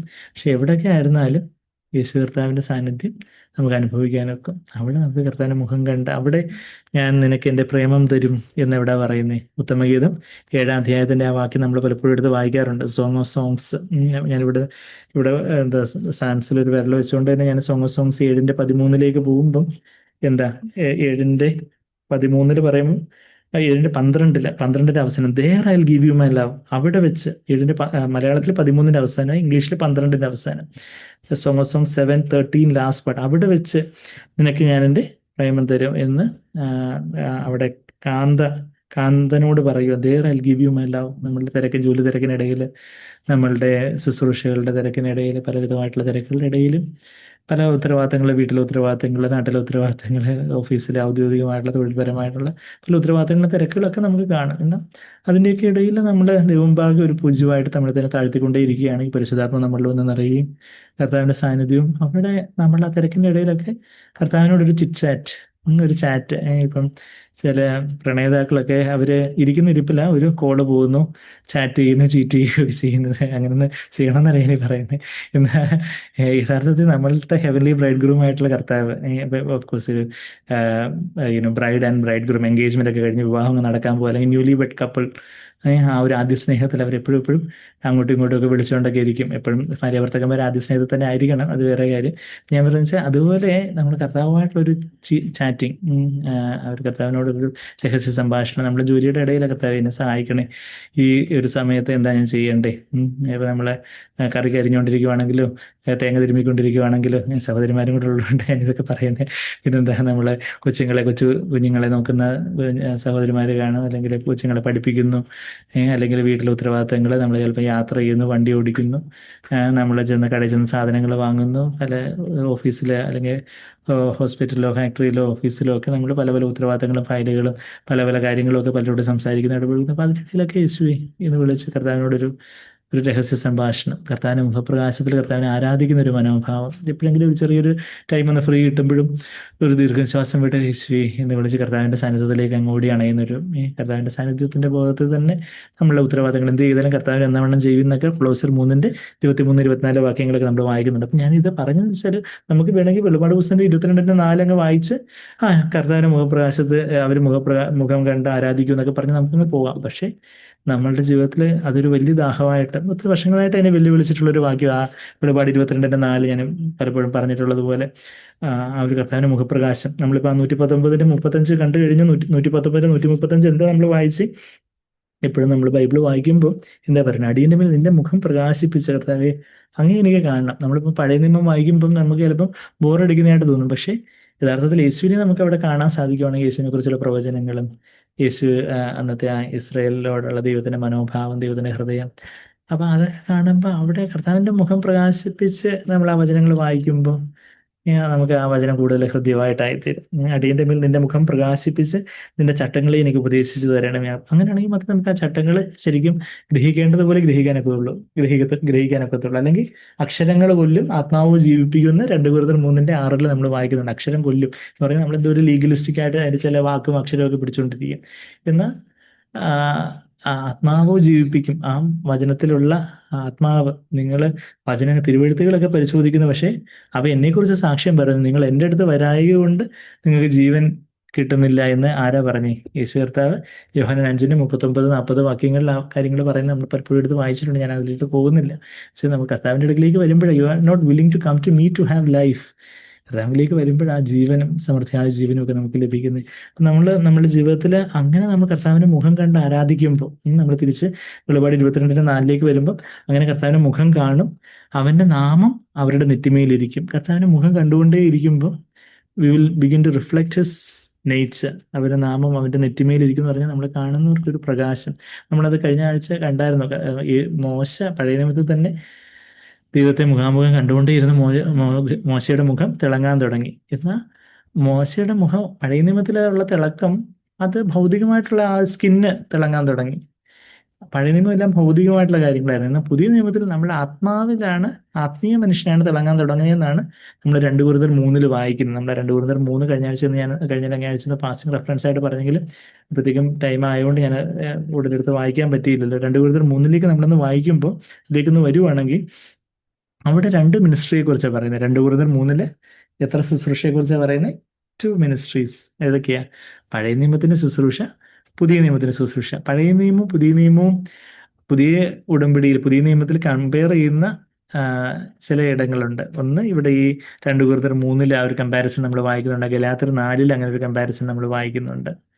പിന്നെ എബ്രായർ 12 അധ്യായത്തിലും സിയോൻ മലയും സീനായി മലയും എന്ന് പറഞ്ഞുകൊണ്ട് ഒരു കമ്പാരിസൺ നമ്മൾ വായിക്കുന്നുണ്ട്. അപ്പം പഴയ നിയമത്തെയും പുതിയ നിയമത്തെയും കൂടെ കമ്പയർ ആൻഡ് കോൺട്രാസ്റ്റ് ചെയ്തുകൊണ്ട്, അത് താരതമ്യം ചെയ്തുകൊണ്ട് പറയുന്ന ഏതൊക്കെ പോർഷൻസാണ് 2 കൊരിന്ത്യർ 3 ഗലാത്യർ 4 അവിടെ സാറ ആൻഡ് ഹാഗാർ എന്ന് പറഞ്ഞുകൊണ്ട് താഴെയുള്ള യെരുശലേമും ഉയരത്തിലുള്ള യെരുശലേമിനെ കുറിച്ചൊക്കെ ഗലാത്യർ 4 അധ്യായത്തിൽ നമ്മൾ വായിക്കുന്നുണ്ട്. പിന്നെ സിനായി മലയും സിയോൻ മലയും. സിനായി മലയിലാണ് പഴയ നിയമം നൽകപ്പെട്ടത്. അവിടെ എബ്രായർ 12 അവസാനം നമ്മളത് വായിക്കുന്നുണ്ട്. സിയോൻ മല, പുതിയ ഉടമ്പടി സിയോൻ മലയോട് സ്വർഗരാജ്യത്തിൻ്റെ കാര്യങ്ങൾ സിയോൻ മലയോട്, സിയോൻ നഗരിയോട് കമ്പയർ ചെയ്തുകൊണ്ട് അവിടെ എബ്രായർ 12 അധ്യായത്തിൽ പറയുന്നത് നമ്മൾ വായിക്കുന്നുണ്ട്. ഇവിടെ 2 കൊരിന്ത്യർ 3 പഴയ നിയമ ശുശ്രൂഷയും പുതിയ നിയമ ശുശ്രൂഷയും കുറിച്ച് പറയുമ്പോൾ ഒന്ന് ആത്മാവിൻ്റെ ശുശ്രൂഷയാണ്, മറ്റൊന്ന് എന്തിൻ്റെ ശുശ്രൂഷയാണ്. 8-ാമത്തെ വാക്യത്തിൽ 8-ാമത്തെ വാക്യം ആത്മാവിൻ്റെ ശുശ്രൂഷ എന്ന് നമ്മളിവിടെ വായിക്കുന്നു. 7-ാമത്തെ വാക്യത്തിൽ പഴയ നിയമം പഴയ നിയമം ആത്മാവിൻ്റെ ശുശ്രൂഷ, അക്ഷരത്തിൻ്റെ ശുശ്രൂഷ എന്നുള്ള കാര്യം നമ്മൾ വായിക്കുന്നുണ്ട്. 2 കൊരിന്ത്യർ 3:6 ഞാൻ തൊട്ട് മുമ്പേ പറഞ്ഞു. എന്താ പറഞ്ഞേ? അക്ഷരം കൊല്ലുന്നു, ആത്മാവോ ജീവിപ്പിക്കുന്നു. കണ്ടോ? 2 കൊരിന്ത്യർ 3:6 അവസാനം അക്ഷരത്തിന്റെ ശുശ്രൂഷകൻ അവൻ ഞങ്ങളെ പുതിയ നിയമത്തിന്റെ ശുശ്രൂഷകന്മാരാകുവാൻ പ്രാപ്തരാക്കി. നമ്മൾ എന്തേ പറഞ്ഞു വരുന്നത്? മോശയുടെ മുഖം പ്രകാശിച്ചത് നമ്മളുടെ മുഖം പ്രകാശിക്കുന്നതും തമ്മിലുള്ള വ്യത്യാസവും ഒന്ന് കൂടിക്കൂടി വരുന്നതും ഒന്ന് കുറഞ്ഞു വരുന്നതും കാര്യം പറയാൻ വരുന്നത്. ഈ നമ്മുടെ മുഖം കണ്ട് ആരാധിക്കുന്നു പറയുമ്പോൾ ഇന്ന് പുതിയ ഉടമ്പടിയിൽ നമ്മുടെ ആത്മാവിലുള്ള തേജസ് നമ്മുടെ കർത്താവിന് ഉന്മുഖമായിട്ട് കർത്താവിലേക്ക് തിരിഞ്ഞുകൊണ്ടേയിരിക്കുകയാണെങ്കിൽ നമ്മളുടെ തേജസ് കൂടിക്കൂടി വരും. എന്ന് വെച്ചാൽ നമ്മൾ തേജസ്സിന് മേൽ തേജസ് പ്രാപിച്ചു വരും. അതിന് ഏറ്റവും അവസാനം 18-ാമത്തെ വാക്യമൊക്കെ നമ്മൾ പലപ്പോഴും പറയുന്ന വാക്യമാണ്. അവിടെ എന്താ നമ്മൾ പറഞ്ഞു വരുന്നത്? 2 കൊരിന്ത്യർ 3 5-ാമത്തെ വാക്യം ഞാൻ വായിക്കും. ഞങ്ങളിൽ നിന്ന് തന്നെ വരും പോലെ സ്വന്തമായി വല്ലതും സങ്കല്പിക്കുവാൻ ഞങ്ങൾ പ്രാപ്തരല്ല. ഇപ്പം പൗലോസ് പറയുക, ഞങ്ങളുടെ ഈ പുതിയ നിയമത്തിന്റെ ശുശ്രൂഷ ഞങ്ങളിൽ നിന്ന് അങ്ങ് വരുന്നതായിട്ടുള്ള ശുശ്രൂഷയൊന്നുമല്ല, ദൈവത്തിൽ നിന്ന് വരുന്നവരാ. ഞങ്ങളുടെ പ്രാപ്തി ദൈവത്തിൽ നിന്നിട്ട് ദാനം അത്രേ. We are adequate, not that we are adequate in ourselves to consider ourselves anything as coming from ourselves. ഞങ്ങളായിട്ടെന്തോ ഈ ഉരുവാക്കി ഞങ്ങളായിട്ടെന്തോ അങ്ങ് പറയുന്നു എന്നുള്ളതല്ല, മറിച്ച് ഇത് ഞങ്ങളെ പ്രാപ്തരാക്കുന്നത് ദൈവം തന്നെയാണ്, ദൈവത്തിന്റെ ദാനമായിട്ടാണ്. Adequacy is from God. 5-ാമത്തെ വാക്യം കണ്ടല്ലോ, 2 കൊരിന്ത്യർ 3:5. പിന്നെ 6-ാമത്തെ വാക്യം അവന് കർത്താവ് ഞങ്ങളെ പുതിയ നിയമത്തിന് ശുശ്രൂഷകന്മാരാകുവാൻ പ്രാപ്തരാക്കി. അതാ, he made us adequate as servants of a new covenant. അക്ഷരത്തിന് ശുശ്രൂഷകന്മാരല്ല. അക്ഷരത്തിന് ശുശ്രൂഷയായിരുന്നു പഴയ നിയമത്തിൽ, ജസ്റ്റ് അക്ഷരം പിടിച്ചുകൊണ്ടുള്ള ഒരു വചനത്തിൽ ഇങ്ങനെ പറഞ്ഞിട്ടുണ്ട്. അപ്പോൾ അതുകൊണ്ട് അത് അനുസരിക്കണം. ന്യായപ്രമാണത്തിൽ ഇത് പറഞ്ഞിട്ടുണ്ട്, അതുകൊണ്ട് അനുസരിക്കണം. അപ്പോൾ ഒരു ഒരു അക്ഷരം. പക്ഷെ മറിച്ച് കർത്താവിനോടുള്ളൊരു പുതിയ നിയമം എന്ന് പറഞ്ഞാൽ ആത്മാവിൻ്റെ ശുശ്രൂഷ. വചനത്തിൽ അത് പറഞ്ഞിട്ടുണ്ട്, പക്ഷേ കർത്താവിനോടുള്ള സ്നേഹത്തിൽ എൻ്റെ കർത്താവ് പറഞ്ഞിട്ടുള്ള കാര്യം, അതുകൊണ്ട് ഞാനത് അനുസരിക്കണം. കർത്താവിൻ്റെ സ്വഭാവത്തിന് ഞാൻ പങ്കാളികളാകുമ്പോൾ ശത്രുക്കളെ സ്നേഹിക്കാൻ കർത്താവ് ശത്രുക്കളെ സ്നേഹിക്കാൻ പറഞ്ഞിട്ടുണ്ടല്ലോ, അതുകൊണ്ട് അനുസരിച്ചല്ലേ പറ്റത്തുള്ളൂ. അതുകൊണ്ട് ഞാനങ്ങ് ശത്രുക്കളെ അങ്ങ് സ്നേഹിച്ച് കളയാം എന്നും പറഞ്ഞ് ആക്കാനോ വേണ്ടി ഓർഗാനിക്കുന്നതുകൊണ്ടൊക്കെ ഒരു അനുസരണമല്ല, മറിച്ച് നമുക്ക് തന്നെ കർത്താവിനോട് ചേർന്ന് വരുമ്പോൾ ആ ശത്രുക്കളോട് സ്നേഹിപ്പാൻ. നമുക്കാരും ശത്രുക്കളില്ല. ഇനിയിപ്പോൾ ആരെങ്കിലും നമ്മളെ ഇങ്ങോട്ട് ശത്രുക്കളായിട്ട് കണ്ടാലും അയ്യോ പാവം, അവർക്ക് എത്ര കഷ്ടപ്പാടായിരിക്കും നമ്മളെ ശത്രുക്കളായിട്ട് കാണാൻ, എത്ര അധികം അവർക്ക് പ്രയാസമായിരിക്കും, ഒത്തിരി ബിറ്റർനെസ് ആയിരിക്കും അവർക്ക് ഉള്ളത്. അവരെത്ര ഉറക്കമില്ലാത്ത രാത്രികൾ ചെലവഴിക്കുന്നുണ്ടായിരിക്കും നമ്മളെക്കുറിച്ച് ഓർത്ത് എന്ന് നമുക്ക് ശരിക്കും ഒരു സഹതാപം തോന്നി, അവരോട് നമുക്കൊരു സ്നേഹവും മനസ്സിലും തോന്നുന്നു. അത് ആ ഒരു പുതിയ കർത്താവിൻ്റെ സ്വഭാവത്തിന് പങ്കാളികളായിട്ട് നമ്മൾ ശത്രുക്കളെ സ്നേഹിക്കുകയും ഉപദ്രവിക്കുന്നവർക്ക് വേണ്ടി പ്രാർത്ഥിക്കുകയും തിന്മ ചെയ്യുന്നവർക്ക് നന്മ ചെയ്യുകയോ ശപിക്കുന്നവരെ അനുഗ്രഹിക്കുകയൊക്കെ ചെയ്യുന്നതെന്ന് പറഞ്ഞാൽ അങ്ങനെ ഏതാണ്ട് കൽപ്പനയുണ്ട്. അതുകൊണ്ട് ഞാൻ അനുസരിക്കണമല്ലോ എന്ന് പറഞ്ഞ് അനുസരിക്കുന്നതാണ് പഴയ നിയമത്തിന്റെ അക്ഷരത്തിന്റെ ശുശ്രൂഷ. മറിച്ച് ആത്മാവിന്റെ ശുശ്രൂഷ എന്ന് പറയുമ്പോൾ കർത്താവ് പറഞ്ഞിട്ടുണ്ട്, അപ്പം കർത്താവ് എന്നെ അത് ചെയ്യാൻ സഹായിക്കും. കർത്താവിൻ്റെ സ്വഭാവം അതാണ്. ഞാൻ കർത്താവിനോട് ചേർന്നിരിക്കുന്നു, കർത്താവിനോട് സ്നേഹത്തിൽ എനിക്കത് ചെയ്യാൻ സാധിക്കും. എനിക്ക് അത് നമ്മളുടെ ഒരു ആത്മമനുഷ്യൻ നമുക്ക് സ്വാഭാവികമായിട്ട് ജഡത്തിൽ വെറുക്കാനേ പറ്റത്തുള്ളൂ. പക്ഷേ പരിശുദ്ധാത്മാവ് നിറയപ്പെട്ടുകൊണ്ടേയിരിക്കുകയാണെങ്കിൽ നമുക്ക് ഒരു സ്നേഹിക്കുന്നത് നമ്മളുടെ ഒരു നേച്ചറായിട്ട്, നമ്മളുടെ നേച്ചർ നമ്മുടെ ഫ്ലഷിൻ്റെ നേച്ചറല്ല, ജഡം ക്രൂശിക്കപ്പെടും. എന്നാൽ ആത്മമനുഷ്യനിലെ പരിശുദ്ധാത്മാവിൻ്റെ നിറവിൽ ആ പരിശുദ്ധാത്മ നമുക്ക് ദിവ്യ സ്വഭാവത്തിന്റെ പങ്കാളികളാകുവാൻ നമ്മളെ സഹായിക്കുന്നു എന്നൊക്കെ അവിടെ നമ്മൾ വായിക്കുന്നത് 2 പത്രോസ് 1:4 partakers of the divine nature. അത് പതുക്കെ നമ്മുടെ ജീവിതത്തിൽ പരിശുദ്ധാത്മാവിന്റെ ഒരു ഡോമിനൻസ് കൂടുതലായിട്ട് പരിശുദ്ധാത്മാവിന്റെ ഒരു നിറവ് നമ്മൾ അനുഭവിക്കുമ്പോൾ ജഡം അധികം ക്രൂശിലേക്ക്, ജഡം അധികം ക്വിസന്റ് ആൻഡ് ഡോർമെന്റ്, അല്ലെങ്കിൽ അതുപോലെ അതങ്ങ് ക്രൂശിക്കപ്പെട്ടുകൊണ്ടേ ഇരിക്കുമ്പം ആത്മാവ് അധികമായിട്ട് കർത്തൃത്വം നടത്തുമ്പോൾ നമുക്ക് സ്വാഭാവികമായിട്ട് നല്ല വാക്ക് പറയാനും ശ്രമിക്കാനും നല്ല കാര്യങ്ങൾ കർത്താവിനെ പോലെ ചിന്തിക്കാനും പെരുമാറാനും പ്രവർത്തിക്കാനും ഒക്കെ ദൈവം കൂടുതലായിട്ട് നമ്മളെ സഹായിക്കുന്നു. എന്ന് വെച്ചാൽ നമ്മൾ പൂർണ്ണമായി തീർന്നതല്ലല്ലോ, നമ്മുടെ ജഡം അവിടെ തന്നെ ഉണ്ട്. ജഡം എല്ലാ ദിവസവും നമ്മൾ ക്രൂശിച്ചുകൊണ്ടേ ഇരിക്കണം. ചിലപ്പോൾ ജഡം ഇടയ്ക്ക് പൊങ്ങി വരാം, പക്ഷേ നമ്മൾ വീണ്ടും വീണ്ടും നമ്മെ തന്നെ താഴ്ത്തി ആ ജഡത്തെ മരണത്തെ ഏൽപ്പിച്ചുകൊണ്ടേയിരിക്കുകയും പരിശുദ്ധാത്മാവിന്റെ നിറവ് പ്രാപിച്ചുകൊണ്ടേയിരിക്കുകയും ചെയ്യണം. അതാ ആത്മാവിന്റെ ശുശ്രൂഷകൾ. അതാ ഈ മോശയുടെ തിളക്കവും നമ്മുടെ തിളക്കവും നമ്മുടെ വ്യത്യാസം പറഞ്ഞു വരുവാണേ. നിങ്ങൾ വരിക ഇതെന്ത് പെട്ടെന്ന് വെളിപാടുന്ന കൊരിന്തറിലോട്ട് പോയെന്ന് വിചാരിക്കരുത്. എവിടുന്ന് നമ്മൾ പോയേ? മുഖം തിളങ്ങുന്ന കാര്യം നമ്മൾ പറഞ്ഞു വരുന്നത്. അവന്റെ നാമം നമ്മളുടെ നെറ്റിമേൽ ഇരിക്കുന്നു പറഞ്ഞാൽ നമ്മളുടെ മുഖം പ്രകാശിക്കും. അത് നിത്യതയിൽ മാത്രമല്ല, ഇന്ന് തന്നെ നമ്മളുടെ നെറ്റിമേൽ ഈ നാമം ഇരിക്കണം. ജയാളികളുടെ നെറ്റിമേൽ ഈ നാമം എഴുതുമെന്നൊക്കെ വെളിപാട് 3:12 പറയുന്നുണ്ട്. ഫിലാദൽഫിയ സഭയോടുള്ള ബന്ധത്തിൽ നമ്മളത് വായിക്കുന്നുണ്ട്. നമ്മളതിലേക്ക് വരാം. അപ്പം അതിനു മുമ്പ് ഇവിടെ മുഖം തിളങ്ങുന്നു എന്നുള്ള കാര്യമാണ് നമ്മൾ പറഞ്ഞു വരുന്നത്. അപ്പം എവിടം വരെ എത്തി? നമ്മൾ 6-ാമത്തെ വാക്യം വായിച്ചു. എവിടെ? 2 കൊരിന്ത്യർ 3:6 വാക്യം. അവൻ ഞങ്ങളെ പുതിയ നിയമത്തിന് ശുശ്രൂഷകനാകുവാൻ പ്രാപ്തരാക്കി. അക്ഷരത്തിന് ശുശ്രൂഷകന്മാരല്ല, ആത്മാവിന് ശുശ്രൂഷകന്മാരത്രേ. അതാ ministers of not of the letter but of the spirit. അതാ നമ്മളവിടെ 6-ാമത്തെ വാക്യത്തിൽ വായിക്കുന്നത്. Not of the letter but of the spirit. For the letter kills, അക്ഷരം കൊല്ലുന്നു, ആത്മാവ് ജീവിപ്പിക്കുന്നു. ഇപ്പം തൊട്ട് മുമ്പ് ഞാൻ ആ വാക്യം പറഞ്ഞ അതാ 2 കൊരിന്ത്യർ 3:6 വാക്യം. അക്ഷരം കൊല്ലുന്നു എന്ന് വെച്ചാൽ ഇങ്ങനെ പറഞ്ഞിരിക്കുന്നു. ആ ഒരു കർത്താവിനോട് പരീശന്മാരൊന്ന് പറഞ്ഞു, വ്യഭിചാരത്തിൽ പിടിക്കപ്പെട്ട സ്ത്രീയുണ്ട്, നീ അക്ഷരം പറയുന്നു, ഇവളെ കൊല്ലണം, നീ കൊല്ലേ എന്ന് പറഞ്ഞ് കർത്താവിന് മുമ്പാകെ ഒരു ഇരയിട്ട് കൊടുക്കുന്നവണക്ക് ആ സ്ത്രീയെ പിടിച്ച് അവിടെ ആ നടുക്കളത്തിലേക്ക് അപമാനിച്ചുകൊണ്ടിടുന്ന കണ്ടോ. ഇവിടെ യോഹന്നാൻ 8-ാം കാര്യം നമുക്ക് എല്ലാവർക്കും അറിയാം. അപ്പം കർത്താവ് പിതാവിൽ നിന്ന് കേട്ട്, നിങ്ങളിൽ പാപം ചെയ്യാത്തവന് ഒന്നാമതായിട്ട് കല്ലെറിയട്ടെ. ഒന്നാമതായിട്ട് ഒരാൾ കല്ലെറിഞ്ഞാൽ പിന്നെ ബാക്കി നിങ്ങൾ ആരെയെങ്കിലുമൊക്കെ കല്ലെറിഞ്ഞ് തീർത്തോ. പക്ഷെ ഒന്നാമതായിട്ട് കല്ലെറിയുന്നത് പാപം ചെയ്യാത്തവനായിരിക്കണം എന്നുള്ളൊരു കാര്യം പറഞ്ഞപ്പോഴത്തേക്കും എല്ലാവരും കൂടെ ആദ്യം തന്നെ വയസ്സ് ചെല്ലുന്നവർ ആദ്യം പോയി എന്ന് വായിക്കുന്നുണ്ട്. അവരായിരിക്കും കൂടുതൽ പാപം ചെയ്തിട്ടുള്ളവർ, പിന്നെ ചെറുപ്പക്കാർ പോയി എന്നൊക്കെയുള്ള കാര്യം നമ്മളവിടെ യോഹന്നാൻ 8-ാം വായിക്കുന്നുണ്ട്. അപ്പം അവിടെ അക്ഷരം കൊല്ലുന്നു, പക്ഷെ കർത്താവ് ആ അക്ഷരത്തിന് പിന്നിലുള്ള പിതാവിന്റെ ഹൃദയത്തെ കണ്ട് ആത്മാവ് ജീവിപ്പിക്കുന്നു. എന്തിനു വേണ്ടിയാ ആ കൽപ്പന പിതാവ് നൽകിയത്? അകൃത്യം പെരുകാതിരിക്കാൻ വേണ്ടി. അന്നത്തേക്കായിട്ട് അതിൻ്റെ ഒരു പാപത്തിന്റെ ഗൗരവവും കാർക്കശ്യവും ഒക്കെ മനസ്സിലാക്കാൻ വേണ്ടി തന്ന യേശു തന്നെ സ്വർഗത്തിലിരിക്കുമ്പോൾ, പിതാവിന്റെ വചനമായിട്ടായിരിക്കുമ്പം യേശു തന്നെ മോശയ്ക്ക് കൊടുത്ത കൽപ്പനയാണ്. എന്നാൽ യേശു തന്നെ പറയുക, ഞാൻ തന്നെ അതിന് അക്ഷരമല്ല, അതിന് ആത്മാവാണ്. ആ അക്ഷരത്തെ പിടിച്ചുകൊണ്ട് നിങ്ങൾ ഇരിക്കാതെ, അത് അക്ഷരം കൊല്ലുന്നു, ആത്മാവും ജീവിപ്പിക്കുന്നു.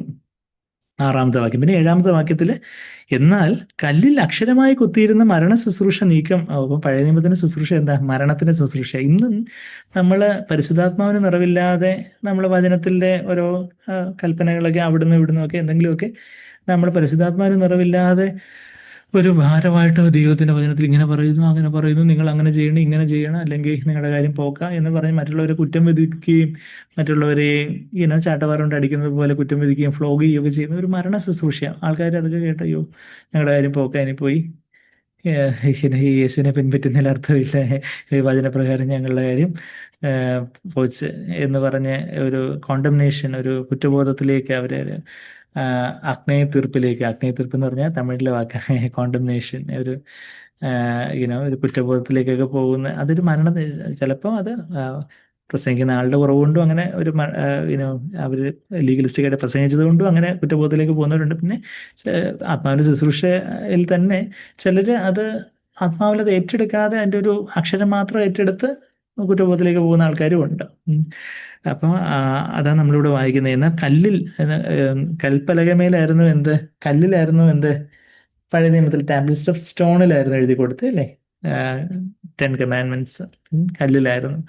അപ്പോൾ അവരുടെ ഹൃദയം കല്ല് പോലെയുള്ള ഹൃദയത്തെ മാറ്റി ഇന്ന് മാംസമായുള്ള ഹൃദയത്തെ നൽകുമെന്നാണ് പുതിയ നിയമത്തെ കുറിച്ചുള്ള പ്രവചനം എവിടെ പറയുന്നത്? എഹെസ്കേൽ 36:26. ഞാൻ എപ്പോഴും സാക്ഷ്യം പറയുമ്പോൾ എന്നോട് കർത്താവ് ആദ്യമായിട്ട് സംസാരിച്ച വാക്യം പറയാറുണ്ട്, അല്ലേ? എസെക്കിയേൽ അല്ലെങ്കിൽ എഹെസ്കേൽ 36:26 പറയുന്നത് കല്ല് പോലെ ഹൃദയം മാറ്റി മാംസമായ ഹൃദയം. ആ മാംസമായ ഹൃദയമാണ് ഇന്ന് പുതിയ നിയമത്തിൽ നമ്മൾ പരിശുദ്ധാത്മ നമ്മളുടെ അതുവരെ മരിച്ചിരുന്ന ആത്മാവിലേക്ക് വരുമ്പോൾ നമുക്കൊരു പുതു ഹൃദയം ലഭിക്കുക. അതാണ് പുതുമനുഷ്യൻ. അതാണ് ഒരു പുതിയ ശിശുവായിട്ട് നമ്മൾ ആത്മാവിൽ ജനിക്കുക. ഒരു പുതിയ ആത്മാവിന്, ഒരു പുതിയ മനുഷ്യാത്മാവിനെ ദൈവം നമുക്ക് തരുക. അപ്പൊ അതാണ് ആ മാംസ പലകമേലാണ് ഇന്ന് വചനം എഴുതുന്നതെന്നൊക്കെയാ നമ്മൾ അതിന്റെ തൊട്ട് മുമ്പ് ഇതേ 2 കൊരിന്ത്യർ 3:3 വാക്യത്തിൽ വായിക്കുന്നുണ്ട്. Not on tablets of stone but on tablets of human hearts. 3-ാമത്തെ വാക്യം കണ്ടോ?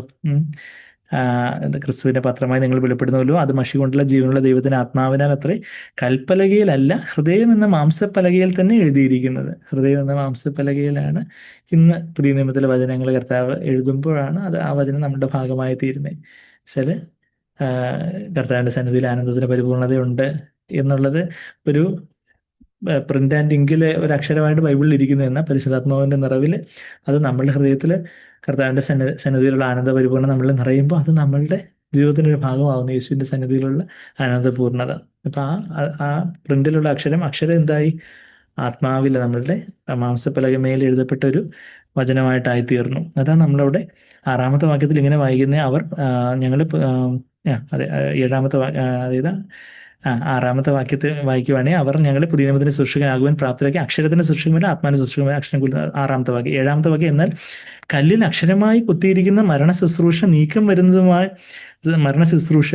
വരുന്നതായ മോശയുടെ മുഖ തേജസ് നിമിത്തം ഇസ്രായേൽ മക്കൾക്ക് അവന്റെ മുഖത്ത് നോക്കിക്കൂടാത്തവണ്ണം തേജസ് ഉള്ളതായെങ്കിൽ. ഇസ്രായേൽ മക്കൾക്ക് മോശയുടെ മുഖത്ത് നോക്കാൻ പറ്റിയില്ല. മലയാളത്തിൽ വായിച്ച കുറച്ചുകൂടി സിമ്പിളാണെന്ന് തോന്നുന്നു. ഇംഗ്ലീഷിൽ വായിച്ച കുറച്ചുകൂടി സിമ്പിളറായിട്ട് എഴുതിയിട്ടുണ്ട്.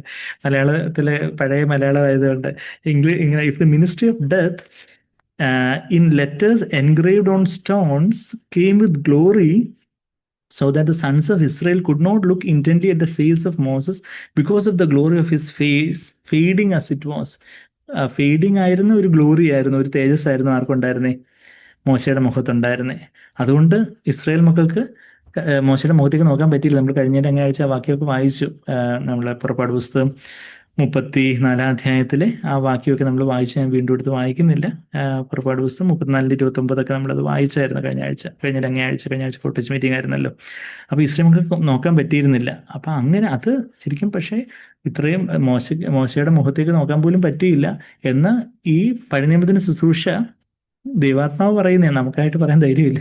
അത് മരണ ശുശ്രൂഷയായിരുന്നു. എന്ന് വെച്ചാൽ അത് യഥാർത്ഥത്തിൽ മറ്റുള്ളവർക്ക് ജീവൻ കൊണ്ടുവരാൻ പറ്റുന്ന ഒരു ശുശ്രൂഷ ആയിരുന്നില്ല. മറിച്ച് നിങ്ങൾക്ക് ഇന്നതെല്ലാം കുറവുകളുണ്ടെന്ന് നിങ്ങളെ ചൂണ്ടിക്കാണിച്ചു തരാൻ പറ്റുന്ന കാര്യം ഉണ്ടായിരുന്നുള്ളൂ. പക്ഷെ ആ കുറവ് പരിഹരിക്കാൻ പറ്റുന്ന ഒരു പുതിയ നിയമത്തിന്റെ ശുശ്രൂഷയായിട്ടായി തീരുവാനും പഴയ നിയമത്തിന്റെ ശുശ്രൂഷയ്ക്ക് പറ്റത്തില്ലായിരുന്നു. അത് മിനിസ്ട്രി ഓഫ് ഡെത്ത് എന്നാണ് വിളിക്കുന്നത്. മരണ ശുശ്രൂഷയായിരുന്നു അത്. In letters engraved on stones, കല്ലിൽ കുത്തിയിരുന്നതായിട്ടുള്ള അക്ഷരങ്ങളുമായിട്ട് വന്ന മരണ ശുശ്രൂഷയാണ്. അതിനും ഒരു തേജസ് ഉണ്ടായിരുന്നെങ്കിൽ ഇപ്പോൾ ഉള്ള പുതിയ നിയമത്തിൽ എത്ര അധികം തേജസ് എന്നായി പറഞ്ഞു വരുന്നതിന്റെ അർത്ഥം.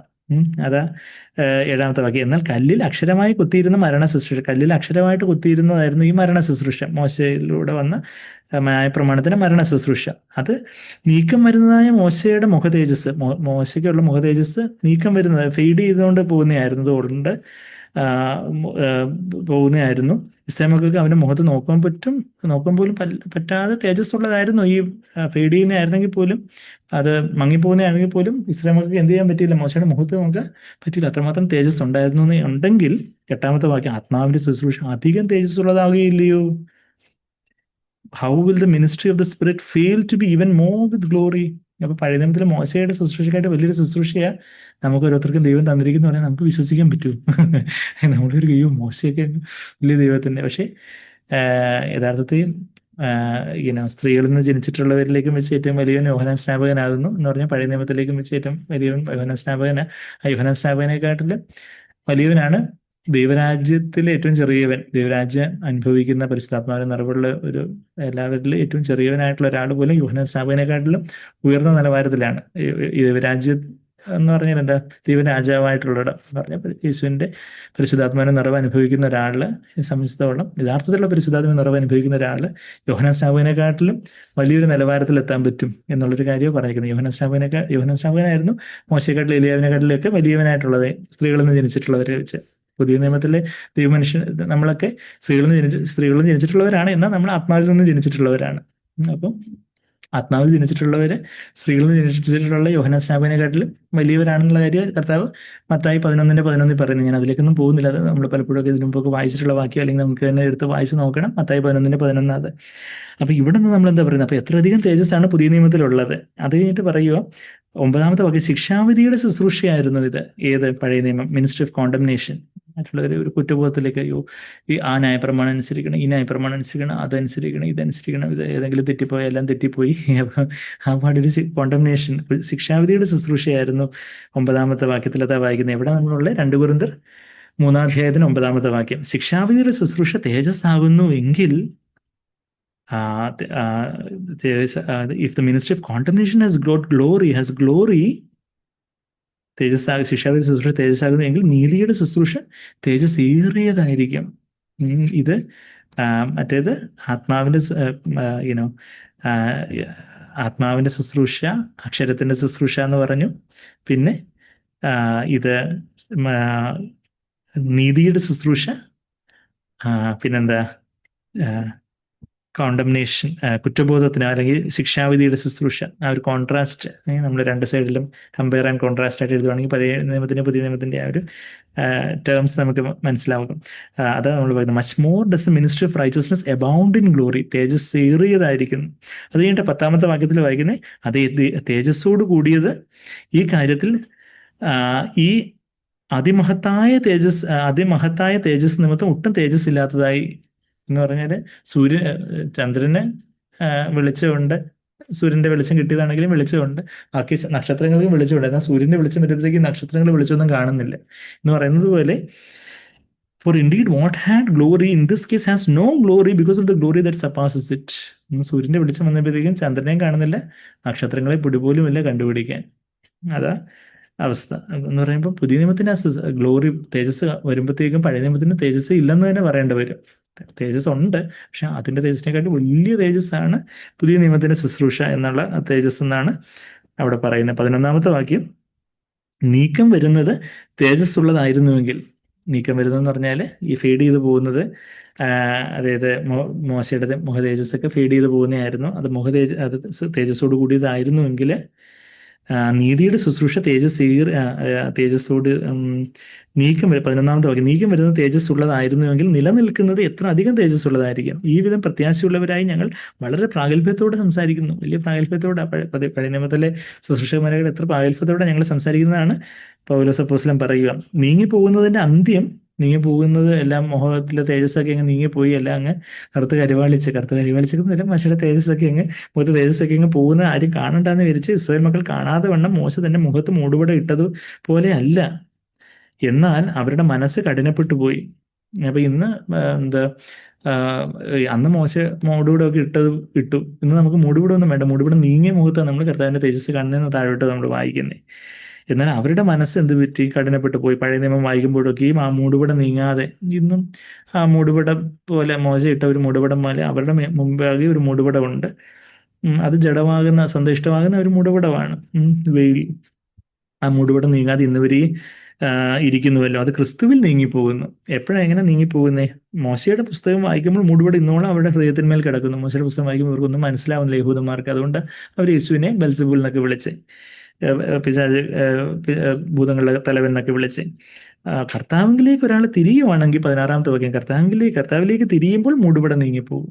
ആ ഒരു നമ്മളുടെ സ്വന്തം ഇഷ്ടമാകുന്ന മൂടുപടം. സ്വന്തം ഇഷ്ടമാണ് ജഡമാണ് തിരശ്ശീല, ജഡമാകുന്ന തിരശ്ശീല, ദേഹമാകുന്ന തിരശ്ശീല എന്നുള്ള തെറ്റായ പരിഭാഷയാണെന്ന് നമ്മൾ പുസ്തകത്തിലെ പരിഭാഷ തെറ്റാണെന്നുള്ള കാര്യമൊക്കെ നമ്മൾ പറഞ്ഞിട്ടുണ്ട്. എബ്രായർ 10:19-20 ജഡമാകുന്ന തിരശ്ശീല ചീന്തിയ കർത്താവ് നമുക്ക് ജീവന്റെ പുതുവഴി തുറന്നത്. അപ്പം ആ മൂടുപടം എന്ന് പറഞ്ഞാൽ നമ്മുടെ ജഡം എന്ന് വെച്ചാൽ നമ്മുടെ സ്വന്തം ഇഷ്ടം. കർത്താവിൻ്റെ ജീവിതത്തിൽ ഒരു സ്വന്തം ഇഷ്ടം ഉണ്ടായിരുന്നു. കർത്താവ് പിതാവിന് മുമ്പാകെ പറഞ്ഞ് എൻ്റെ ഇഷ്ടമല്ല പിതാവിൻ്റെ ഇഷ്ടം എന്ന് പറഞ്ഞ് ഈ വഴി അങ്ങ് തുറന്നു. നമ്മളുടെ ജീവിതത്തിൽ ഈ വഴിയെ നമ്മൾ നടക്കണമെങ്കിൽ കർത്താവെ ഓരോ സമയത്തും നമുക്ക് ഈ കർത്താവിൻ്റെ മുഖതേജസ് കണ്ട് നെറ്റിമേൽ പ്രകാശിക്കണം. അവരുടെ നാമം പ്രകാശിക്കുന്ന കാര്യം ഞാൻ ഈ പറഞ്ഞു വരുന്നത്. വെളിപാട് 22:4 നമ്മളിപ്പോഴും ഉള്ളത്. ആ മുഖം പ്രകാശിക്കണമെങ്കിൽ നമ്മൾ ഇതുപോലെ കർത്താവിലേക്ക് നോക്കുമ്പോൾ മൂടുപടം നീങ്ങിപ്പോയി. കർത്താവ് ആത്മാവാകുന്നു. 17-ാമത്തെ വാക്യം, കർത്താവ് ആത്മാവാകുന്നു. The Lord is a spirit. പരിശുദ്ധാത്മാവിനെ കർത്താവെന്ന് വിളിക്കുന്നൊരു വാക്യമാണ് നമ്മളിവിടെ കാണുന്നത്. സാധാരണ എല്ലായിടത്തും നമ്മൾ യേശുവിനെ കർത്താവെന്ന് വിളിക്കുന്നതായിട്ട് നമ്മൾ കാണുന്നത്. എന്നാൽ ഇവിടെ പരിശുദ്ധാത്മാവിൻ്റെ കർത്തൃത്വം നമ്മളുടെ മേൽ വരുമ്പം കർത്താവ് ആത്മാവാകുന്നു. കർത്താവിൻ്റെ ആത്മാവുള്ളിടത്ത് സ്വാതന്ത്ര്യമുണ്ട്. ഈ ഒരു വാക്യം മിസ്കോട്ട് ചെയ്തുകൊണ്ട് പലരും ചാടാൻ തുള്ളുകയൊക്കെ ചെയ്തിട്ട് സ്വാതന്ത്ര്യം ഉണ്ടെന്ന് പറയും. പക്ഷേ എന്തിനുള്ള സ്വാതന്ത്ര്യമാണ്? രൂപാന്തരപ്പെടുന്നതിലേക്കുള്ള സ്വാതന്ത്ര്യം ഈ പറയുന്നത്. താഴോട്ട് വരും, കർത്താവിൻ്റെ സ്വഭാവത്തിലേക്ക് അനുരൂപപ്പെടുന്ന, സ്വരൂപത്തിലേക്ക് രൂപാന്തരപ്പെടുന്ന മറുരൂപപ്പെടുന്ന ഒരു സ്വാതന്ത്ര്യത്തിലേക്കാണ് അവിടെ അതിനെക്കുറിച്ച് അവിടെ പറയുന്നത്. കർത്താവിൻ്റെ ആത്മാവിൻ്റെ സ്വാതന്ത്ര്യമുണ്ട്. നമ്മുടെ സ്വന്തം ഇഷ്ടം ചെയ്യാതെ കർത്താവിൻ്റെ ഇഷ്ടം ചെയ്യാനുള്ള ഒരു സ്വാതന്ത്ര്യം, കർത്താവിനെ പോലെ ആയിത്തീരുവാനുള്ള ഒരു സ്വാതന്ത്ര്യം, പാപത്തിൽ നിന്നുള്ള ഒരു സ്വാതന്ത്ര്യം, ജഡത്തിൽ നിന്ന്, പിശാചിൽ നിന്ന്, ലോകത്തിൽ നിന്നുള്ള ഒരു സ്വാതന്ത്ര്യം. ആ സ്വാതന്ത്ര്യം അല്ലാതെ തോന്നിവാസം ചെയ്യാനുള്ള സ്വാതന്ത്ര്യമല്ല. കർത്താവിൻ്റെ ആത്മാവുള്ളത് സ്വാതന്ത്ര്യം ഉണ്ട്, അതുകൊണ്ട് നിങ്ങൾ എന്ത് ചെയ്യോ, അങ്ങോട്ടും ഇങ്ങോട്ടൊക്കെ ഇടിക്കുകയോ തുള്ളുകയോ ചാടുകയോ കുരയ്ക്കുകയോ ഉരുളുകയോ ഒക്കെ ചെയ്തു എന്നൊക്കെ പറയുന്ന അതുപോലുള്ള ഹോളി ബാർക്കിംഗ്, ഹോളി സ്ലേയിങ്, എല്ലാവരെയൊക്കെ പിടിച്ചുന്തി തള്ളിയിട്ട് എന്തോ ബെൽറ്റ് എടുത്ത് അടിക്കുന്നതൊക്കെ ഇന്നലെ യൂട്യൂബിൽ കണ്ട ഒരാൾ. നമ്മൾ ശരിക്കും പറഞ്ഞാൽ ഇവരെയൊക്കെ എന്തെങ്കിലും പോലീസ് കേസ് എടുക്കാൻ പറ്റുകയാണെന്നുണ്ടെങ്കിൽ ചെയ്യണം. വെച്ചാൽ മറ്റുള്ളവരെ ദേഹോപദ്രവം ചെയ്ത് ഇങ്ങനെയൊക്കെ ചെയ്യുന്ന ബെൽറ്റ് അടിച്ച് ആൾക്കാരെ വീഴ്ത്തുന്നതൊക്കെ സോക്കോൾഡ് ശുശ്രൂഷ, ഞാൻ രണ്ട് കൈ ഇൻവേർട്ടഡ് കോമയിലുള്ള ശുശ്രൂഷയൊക്കെ ചെയ്യുന്ന ആൾക്കാരൊക്കെയാണ് കള്ളപ്രവാചകന്മാരൊക്കെയാണ് ക്രിസ്തീയം എന്ന് പറയുന്ന ലോകത്തുള്ളത്. എന്നാൽ യഥാർത്ഥത്തിലുള്ള ശുശ്രൂഷ എന്താ? എന്നാൽ അതാ എന്തിനുള്ള സ്വാതന്ത്ര്യമാണ് പറയുന്നേ? അതിൻ്റെ ബട്ട് വി ഓൾ, എന്നാൽ എന്നുള്ള വാക്ക് ശരിക്കും പറഞ്ഞാൽ അവിടെ എന്നാൽ ദേ എന്നുള്ളൊരു ഗ്രീക്ക് വാക്കാണ് ഉപയോഗിച്ചിരിക്കുന്നത്. ബട്ടെന്ന് ട്രാൻസ്ലേറ്റ് ചെയ്യാം, പക്ഷേ മോർ ഓവർ ആൻഡ് എന്നും കൂടെ ട്രാൻസ്ലേറ്റ് ചെയ്യാവുന്നൊരു വാക്കാണ്. അപ്പം ഞാൻ ട്രാൻസ്ലേറ്റ് ചെയ്യുകയാണെങ്കിൽ അവിടെ ബട്ടെന്ന് ഞാൻ ഉപയോഗിക്കത്തില്ല, മറിച്ച് മോർ ഓവർ അല്ലെങ്കിൽ ആൻഡ്, അത് തന്നെയുമല്ല, അതിനോട് ചേർന്ന് എന്നാൽ എന്ന് പറഞ്ഞ കോൺട്രാസ്റ്റ് ആയിട്ടുള്ളൊരു കാര്യം. സ്വാതന്ത്ര്യം ഉണ്ട്. എന്തിനുള്ള സ്വാതന്ത്ര്യം? മൂടുപടം നീങ്ങിയ മുഖത്ത്, അത് തന്നെയുമല്ല and we all with unveiled face, നമ്മെ തന്നെ താഴ്ത്തി ഏൽപ്പിക്കുമ്പോൾ, നമ്മൾ പരിശുദ്ധാത്മാവിൻ്റെ പ്രേരണയ്ക്ക് നമ്മെ തന്നെ അങ്ങ് താഴ്ത്തി ഏൽപ്പിക്കുമ്പോൾ നമ്മളുടെ ജഡമാകുന്ന തിരശ്ശീല യേശുവിൻ്റെ വചനമാകുന്ന വാളുകൊണ്ട് ചീന്തപ്പെട്ട് മൂടുപടം നീങ്ങിയ മുഖത്ത് കർത്താവിൻ്റെ തേജസ് കണ്ണാടിയിൽ കാണുകയും പ്രതിബിംബിക്കുകയും ചെയ്യുന്നത് പോലെ എന്നാണ് അവിടെ യഥാർത്ഥത്തിലുള്ള കുറച്ചുകൂടെ ആഴത്തിലുള്ള ഒരു ട്രാൻസ്ലേഷൻ വരേണ്ടത്. ചില ആ ഒരു കാറ്റാപ്ട്രസോ എന്നുള്ളൊരു ഗ്രീക്ക് വാക്കിന് കണ്ണാടിയിൽ കാണുകയും എന്നുള്ളത് കൊണ്ട് റിഫ്ലക്റ്റ് ചെയ്യുക എന്നുള്ള അർത്ഥമുണ്ട്. മലയാളത്തിൽ റിഫ്ലക്റ്റ് ചെയ്യുക എന്നുള്ള വാക്ക്, പ്രതിബിംബിക്കുക എന്നുള്ള അർത്ഥം എഴുതിയിരിക്കുന്നത്. ഇംഗ്ലീഷിൽ ബിഹോൾഡിങ് അസിനെ മറന്ന് എഴുതിയിരിക്കുന്നത്. പക്ഷേ ഗ്രീക്കിലെ വാക്യത്തിന് രണ്ട് അർത്ഥവും കൂടെ ഉണ്ട്. അപ്പം ശരിക്കും പറഞ്ഞാൽ നമ്മളിനി ട്രാൻസ്ലേറ്റ് ചെയ്യുകയാണെങ്കിൽ എങ്ങനെ എഴുതണം എന്ന് ചോദിച്ചാൽ, കണ്ണാടിയിൽ കാണുകയും പ്രതിബിംബിക്കുകയും ചെയ്യും എന്നാ എഴുതണ്ടേ. അത് അതിൻ്റെ കുറച്ചുകൂടെ കറക്റ്റ് ആയിട്ടുള്ള ട്രാൻസ്ലേഷൻ. മൂടുപടം നീങ്ങിയ മുഖത്ത് കർത്താവിൻ്റെ തേജസ്സിനെ കണ്ണാടി പോലെ വചനമാകുന്ന കണ്ണാടി, യാക്കോബ് 1:23 22-23 വചനത്തെ കണ്ണാടിയോട് ഉപയോഗിച്ചിട്ടുണ്ട്. വചനമാകുന്ന കണ്ണാടിയിൽ ആത്മാവിൽ കർത്താവിൻ്റെ തേജസ്സിനെ നമ്മൾ കാണുകയും, അത് യേശുവിൻ്റെ താഴ്മ, യേശുവിൻ്റെ സൗമ്യത, യേശുവിൻ്റെ കാർക്കശ്യമൊക്കെ നമ്മൾ കാണുകയും, ഇപ്പം ഈ ബെൽറ്റ് അടിച്ച് ആൾക്കാരെ വീഴ്ത്തുന്ന ഒരാൾക്കെതിരെ ആത്മീയമായിട്ട് ചാട്ടവാറെടുത്ത് അവരെയൊക്കെ എക്സ്പോസ് ചെയ്യേണ്ട ഒരു കാർക്കശ്യമുണ്ട്. പിന്നെന്താ, അതുപോലെ പാപത്തിലൊക്കെ വീണ് നിരാശപ്പെട്ടിരിക്കുന്ന ഒരാളോട് കർത്താവ് നിന്നെ സ്നേഹിക്കുന്നു, കർത്താവിലേക്ക് ഓടി വാ, കർത്താവ് ക്ഷമിക്കും, കർത്താവിൻ്റെ കൂടെ ഉണ്ട്, കർത്താവ് നമ്മളെ സഹായിക്കും, ലോർഡ് വിൽ ഹെൽപ്പ് യു, പാപത്തെ അതിജീവിക്കും, കർത്താവ് നമ്മളെ സഹായിക്കും എന്ന് പറഞ്ഞ് ഉത്സാഹിപ്പിക്കുന്ന ഒരു കാരുണ്യമുണ്ട്. അപ്പോൾ അതാണ് കർത്താവിൻ്റെ തേജസ്സിനെ നമ്മൾ കാണുമ്പോൾ, കണ്ണാടിയിൽ ആ കർത്താവിൻ്റെ തേജസ്സിനെ നമ്മൾ കാണുമ്പോൾ നമ്മളത് പ്രതിബിംബിക്കാനും തുടങ്ങും. അത് കാണുമ്പം അവൻ്റെ പേര് നമ്മുടെ നെറ്റിമേലിരിക്കും. നമ്മൾ വെളിപാട് 22:4 വായിച്ച്, പ്രതിബിംബിക്കുന്നവരായി നാം എല്ലാവരും ആത്മാവാകുന്ന കർത്താവിൻ്റെ ദാനമായി, അതായത് justice from the Lord the spirit, പരിശുദ്ധാത്മാവിൻ്റെ പ്രവർത്തനത്തിൻ്റെ ഫലമായി ആണ് ഇത് നടക്കുന്നതെന്ന് പറയാം. ആത്മാവാകുന്ന കർത്താവിൻ്റെ ദാനമായി, പരിശുദ്ധാത്മാവിൻ്റെ ഒരു ഗിഫ്റ്റായിട്ട്, പരിശുദ്ധാത്മാവിൻ്റെ ഒരു പ്രവർത്തനത്തിൻ്റെ ഫലമായിട്ട് നമ്മൾ എന്ത് ചെയ്യുന്നു?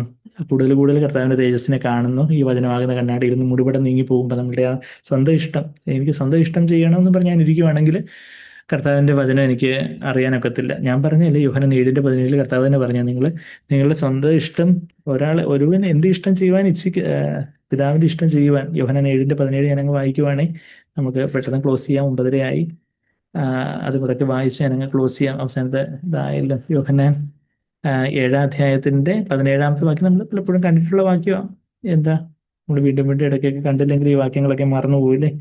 യോഹന്നാൻ 7:17 if anyone is willing to do his will, അവൻ്റെ ഇഷ്ടം ചെയ്യുവാൻ ഇച്ഛിക്കുന്നവൻ. കർത്താവിൻ്റെ ഇഷ്ടം ചെയ്യുവാനായിട്ട് നമുക്കൊരു ആഗ്രഹം, അതിനായിട്ട് നമ്മളുടെ സ്വന്തം ഇഷ്ടം നമ്മൾ സമർപ്പിച്ചിട്ടുണ്ടെങ്കിൽ ഈ ഉപദേശം ദൈവത്തിൽ നിന്നുള്ളതോ ഞാൻ സ്വയമായിട്ട് പ്രസ്താവിക്കുന്നതോ എന്ന് അറിയുമോ എന്നാണ് പറഞ്ഞിരിക്കുന്നത്. അപ്പോൾ കർത്താവ് എൻ്റെ ഇഷ്ടമൊന്നും വേണ്ട, അവിടുത്തെ ഇഷ്ടം മതി എന്ന് പറഞ്ഞ് ഏൽപ്പിക്കുന്നവർക്ക്, അങ്ങനെ ജഡമാകുന്ന തിരശ്ശീല ചിന്തപ്പെടുന്നവർക്ക് കർത്താവിൻ്റെ ശരിയായിട്ടുള്ള ഉപദേശം എന്താണെന്ന് വചനത്തിൽ നിന്ന് മനസ്സിലാകുകയും, കർത്താവിനെ ആ വചനമാകുന്ന കണ്ണാടിയിൽ കാണുകയും, നമ്മൾ ആ സ്വരൂപം അത് പ്രതിബിംബിച്ചുകൊണ്ട് അത് റിഫ്ലക്റ്റ് ചെയ്യുന്നു മറ്റുള്ളവർക്ക്, നമ്മളെ കാണുന്നവർക്ക് യേശു സംസാരിക്കുന്നത് പോലെ സംസാരിക്കുന്നതും പ്രവർത്തിക്കുകയൊക്കെ ചെയ്യുന്ന ആൾക്കാരെ നമ്മളുടെ കൂടെ കാണാൻ യേശുവിനെ ഒരു പരിധി, നമ്മളാരും പൂർണ്ണരല്ല എന്ന് ഒരു ചെറിയൊരു അളവിൽ യേശുവിൻ്റെ ഒരു തേജസ്സിനെ പ്രതിബിംബിക്കാൻ, എന്നാൽ അധികമായിട്ട് ആ തേജസ് പ്രതിബിംബിക്കാനായിട്ട് ദൈവം നമ്മളെ വിളിച്ചിരിക്കുന്നത്. അങ്ങനെ കണ്ണാടി പോലെ നമ്മൾ പ്രതിബിംബിക്കുകയും ആ സ്വരൂപത, ആ തേജസ് പ്രാപിച്ച്, ഇപ്പം തേജസ് ഇവിടെ കൂടിക്കൂടി വരിക. മോശയുടെ തേജസ് എന്ത് പറ്റി? മുഖ തേജസ് കുറഞ്ഞു വരുമായിരുന്നു. ഇവിടെ തേജസ് കൂടിക്കൂടി വരുന്നു. അതാണ് പഴയ നിയമവും പുതിയ നിയമമുള്ള വ്യത്യാസമായിട്ട് ഇവിടെ 2 കൊരിന്ത്യർ 3 പറയുന്നത്. അത് കഴിഞ്ഞിട്ട് 4-ാം അധ്യായത്തിൽ അത് തുടർന്നും പറയുന്നത്. നമുക്ക് അതിലേക്ക് പോകാൻ ഇപ്പം 2 കൊരിന്ത്യരിലെ ബൈബിൾ സ്റ്റഡി അല്ലല്ലോ നമ്മളിപ്പോൾ ഉള്ളത്. അപ്പോൾ അതുകൊണ്ട് നമുക്ക് തിരിച്ച് വെളിപാട് പുസ്തകം 22:4 നമ്മൾ വായിച്ച്, അങ്ങനെ കർത്താവിൻ്റെ മുഖം കാണുമ്പോൾ അവൻ്റെ നാമം നമ്മുടെ നെറ്റിമേലിരിക്കുന്നു വെച്ചാൽ നമ്മളും കർത്താവിൻ്റെ തേജസ് പ്രതിബിംബിക്കുന്നവരാകും. അപ്പം അങ്ങനെ നമ്മളുടെ പ്രായോഗികമായിട്ടുള്ള ജീവിതത്തിൽ ഇത് വളരെ നീറ്റായിട്ടുള്ള, വളരെ ഖരാഹാരമാണ് നമ്മളിന്നൊക്കെ കേട്ടത് കൂടുതലും. അപ്പം അതുകൊണ്ട് കുറച്ച് ദഹിക്കാനൊക്കെ കുറച്ച് പാടായിരിക്കും. ആർക്കും ദഹനക്കേട് പിടിച്ചില്ലെന്ന് വിചാരിക്കുന്നു. അപ്പം അതുകൊണ്ട് നമ്മൾ വീണ്ടും അതൊക്കെ എടുത്ത് അയവിറക്കി, കർത്താവേ ഇതെനിക്കൊരു യാഥാർത്ഥ്യമായിട്ട് എനിക്കൊരു വെളിപ്പാടാക്കി തരണം, എന്തൊക്കെയോ ഈ സഹോദരൻ്റെ ഇത് പറയുന്നുണ്ട്. ഈ വചനങ്ങളൊക്കെ ഒന്നുകൂടെ എടുത്ത് വെച്ച് വായിച്ച്, കർത്താവേ എനിക്കും അവിടുത്തെ തേജസ്, അവിടുത്തെ വചനമാകുന്ന കണ്ണാടിയിൽ കാണണം, എനിക്കും അങ്ങേപ്പോലെ ആയിത്തീരണം. ഈ ഒരു സ്വാതന്ത്ര്യത്തിൻ്റെ ശുശ്രൂഷ എനിക്കും വേണം. നമുക്ക് കർത്താവിനോട് പ്രാർത്ഥിക്കാം. അതൊരു വെളിപ്പാടായിട്ട് ഈ ഒരു ഖരാഹാരം, വചനത്തെ പാലിനോടും സോളിഡ് ഫുഡിനോടും ഒക്കെ ഉപമിച്ചിട്ടുള്ള കാര്യം നമുക്കറിയാം. ഇപ്പം പാലെന്ന് പറയുമ്പം ഞാൻ അതിലേക്കൊന്നും പോകുന്നില്ല, അതിനൊന്നും സമയമില്ല. ബേസിക് എലമെൻ്ററി ടീച്ചിങ്സ് എന്ന ഖരാഹാരം കുറച്ചുകൂടെ ആ ഒരു ക്രൂസിൻ്റെ വചനം, കർത്താവിനോട് അനുരൂപപ്പെടുന്ന ക്രൂസിൻ്റെ വചനം, അത് കർത്താവ് നമുക്കൊരു വെളിപ്പാടായിട്ട് തരട്ടെ. ദൈവം നമുക്ക് സഹായിക്കട്ടെ. പ്രാർത്ഥിക്കാൻ. സ്നേഹം നിറഞ്ഞ പിതാവേ, ഞങ്ങളെ ഓരോരുത്തരും താഴ്ത്തി ഏൽപ്പിക്കുന്നു. ഞങ്ങൾ എത്ര കുറവുള്ളവരാണ് കർത്താവേ, ഞങ്ങളൊന്നും അറിയാത്തവരാണെങ്കിലും കർത്താവേ, ജ്ഞാനികളെയും വിവേകികളെയും ഒക്കെ മറച്ചു വെച്ച് അവിടെ നിന്ന് ഇതെല്ലാം ശിശുക്കൾക്കാണല്ലോ വെളിപ്പെടുത്തുന്നത്. ഞങ്ങൾക്കിത് വെളിപ്പെടുത്തി തരാതെ എനിക്കൊന്നും മനസ്സിലാവത്തില്ലല്ലോ കർത്താവേ. അത് വിശുദ്ധ സ്ഥലത്ത് അങ്ങയുടെ തേജസ്സിനെ കണ്ട്, അമുഖ തേജസ്സിനെ കണ്ട് ആ തേജസ്സിൻ്റെ വെളിച്ചത്തിൽ അവിടുത്തെ വചനത്തെ ധ്യാനിക്കുവാൻ, ആ വചനമാകുന്ന കണ്ണാടിയിൽ അവിടുത്തെ തേജസ്സിനെ കാണുവാൻ കർത്താവേ, അത് കണ്ട് ഞങ്ങളുടെ കുറവുകളെ ഓർത്ത് അനുദപിക്കുവാനും മാനസാന്തരപ്പെട്ട് ഞങ്ങളുടെ ആഴത്തിൽ ഞങ്ങളെ തന്നെ സമർപ്പിക്കുമ്പോൾ പരിശുദ്ധാത്മ ഞങ്ങളിൽ വീണ്ടും വന്ന് നിറഞ്ഞ് ഞങ്ങളെ യേശുവിൻ്റെ സ്വരൂപത്തിലേക്ക് അനുരൂപപ്പെടുത്തുമല്ലോ കർത്താവേ. ഞങ്ങളുടെ ചിന്തകളിലെ, വാക്കുകളിലെ, പ്രവൃത്തികളിലൊക്കെ ഞങ്ങളെ അനുരൂപപ്പെടുത്തുമല്ലോ. യേശുവിനെ പോലെ തേജസ്സിന്മേൽ തേജസ് പ്രാപിക്കുവാൻ നീതിമാന്റെ പാത അത് നട്ടുച്ച സൂര്യൻ്റെ വെളിച്ചത്തോളം അത് കൂടുതൽ പ്രകാശമാനമായി മാറുന്നത് പോലെ കർത്താവെ, അത് കൂടുതൽ തേജസ്സേറിയതായിരിക്കുമെന്ന് കർത്താവെ ഞങ്ങൾ സദൃശവാക്യം 4:18 വായിക്കുന്നുണ്ടല്ലോ. അതുപോലെ ഞങ്ങളുടെ പാതയെ തേജസ്സുള്ളതാക്കി തീർക്കണേ കർത്താവെ. ഒരു ദിവസവും കൂടുതലായിട്ട് യേശുവിനെ പോലെ അനുരൂപപ്പെടുന്നവരായിട്ട് ദിവസം പ്രതി ദിനം പ്രതി കർത്താവെ ഞങ്ങൾ പുതുക്കപ്പെടുന്നവരായിട്ട് ഞങ്ങളെ ആക്കി തീർക്കണമേ. ഞങ്ങളുടെ പുറമെയുള്ള മനുഷ്യൻ ക്ഷയിച്ചു പോകുന്നതിൽ അകമയുള്ളവൻ പുതുക്കം പ്രാപിക്കാൻ ഇടയാക്കണം. അവിടുന്ന് സഹായിക്കണം കർത്താവെ. ആയിരിക്കുന്ന ഓരോ സൗകര്യങ്ങളെ അനുഗ്രഹിച്ചാട്ടെ. എങ്കിൽ ഇതെല്ലാം ഒരു വെളിപ്പാടായിട്ട് ഒരു ദിവസം യേശുവിനെ പോലെ കൂടുതലായിത്തീരുന്നവരായിട്ട്, പുതിയ ഉടമ്പടിയുടെ ശുശ്രൂഷകന്മാരായിട്ട്, ആത്മാവിൻ്റെ ശുശ്രൂഷകരായിട്ട് ഞങ്ങൾ ഓരോരുത്തരാക്കി തീർക്കണമേ. അവിടുത്തെ അടിമദാസന്മാരായിട്ട്, അടിമദാസികളായിട്ട് അങ്ങേ മുഖം കണ്ട് ആരാധിച്ച് അങ്ങയുടെ സ്വരൂപത്തിലേക്ക് അനുരൂപപ്പെട്ട് അങ്ങേ റിഫ്ലക്ട് ചെയ്യുന്നവരായിട്ട്, പ്രതിബിംബിക്കുന്നവരായിട്ട് ഞങ്ങളെ ആക്കി തീർക്കണമേ കർത്താവെ. അല്ലെങ്കിൽ ഞങ്ങൾ ഈ കാര്യങ്ങളൊക്കെ പറഞ്ഞതും കേട്ടതും ഒക്കെ വ്യർത്ഥമായി പോകുമല്ലോ. സഹായിക്കണേ കർത്താവെ. അവിടുത്തെ ആത്മാവിനാണ് ഞങ്ങൾ ഓരോരുത്തരും നിറയ്ക്കണമെന്ന് പ്രാർത്ഥിക്കുന്നു. പ്രാർത്ഥന കേട്ട് ദൈവത്തെ സ്തുതിക്കുന്നു. എല്ലാ യേശുവിനെ വലിയേറെ മാത്രമേ നാമത്തിൽ തന്നെ. ആമേൻ, ആമേൻ.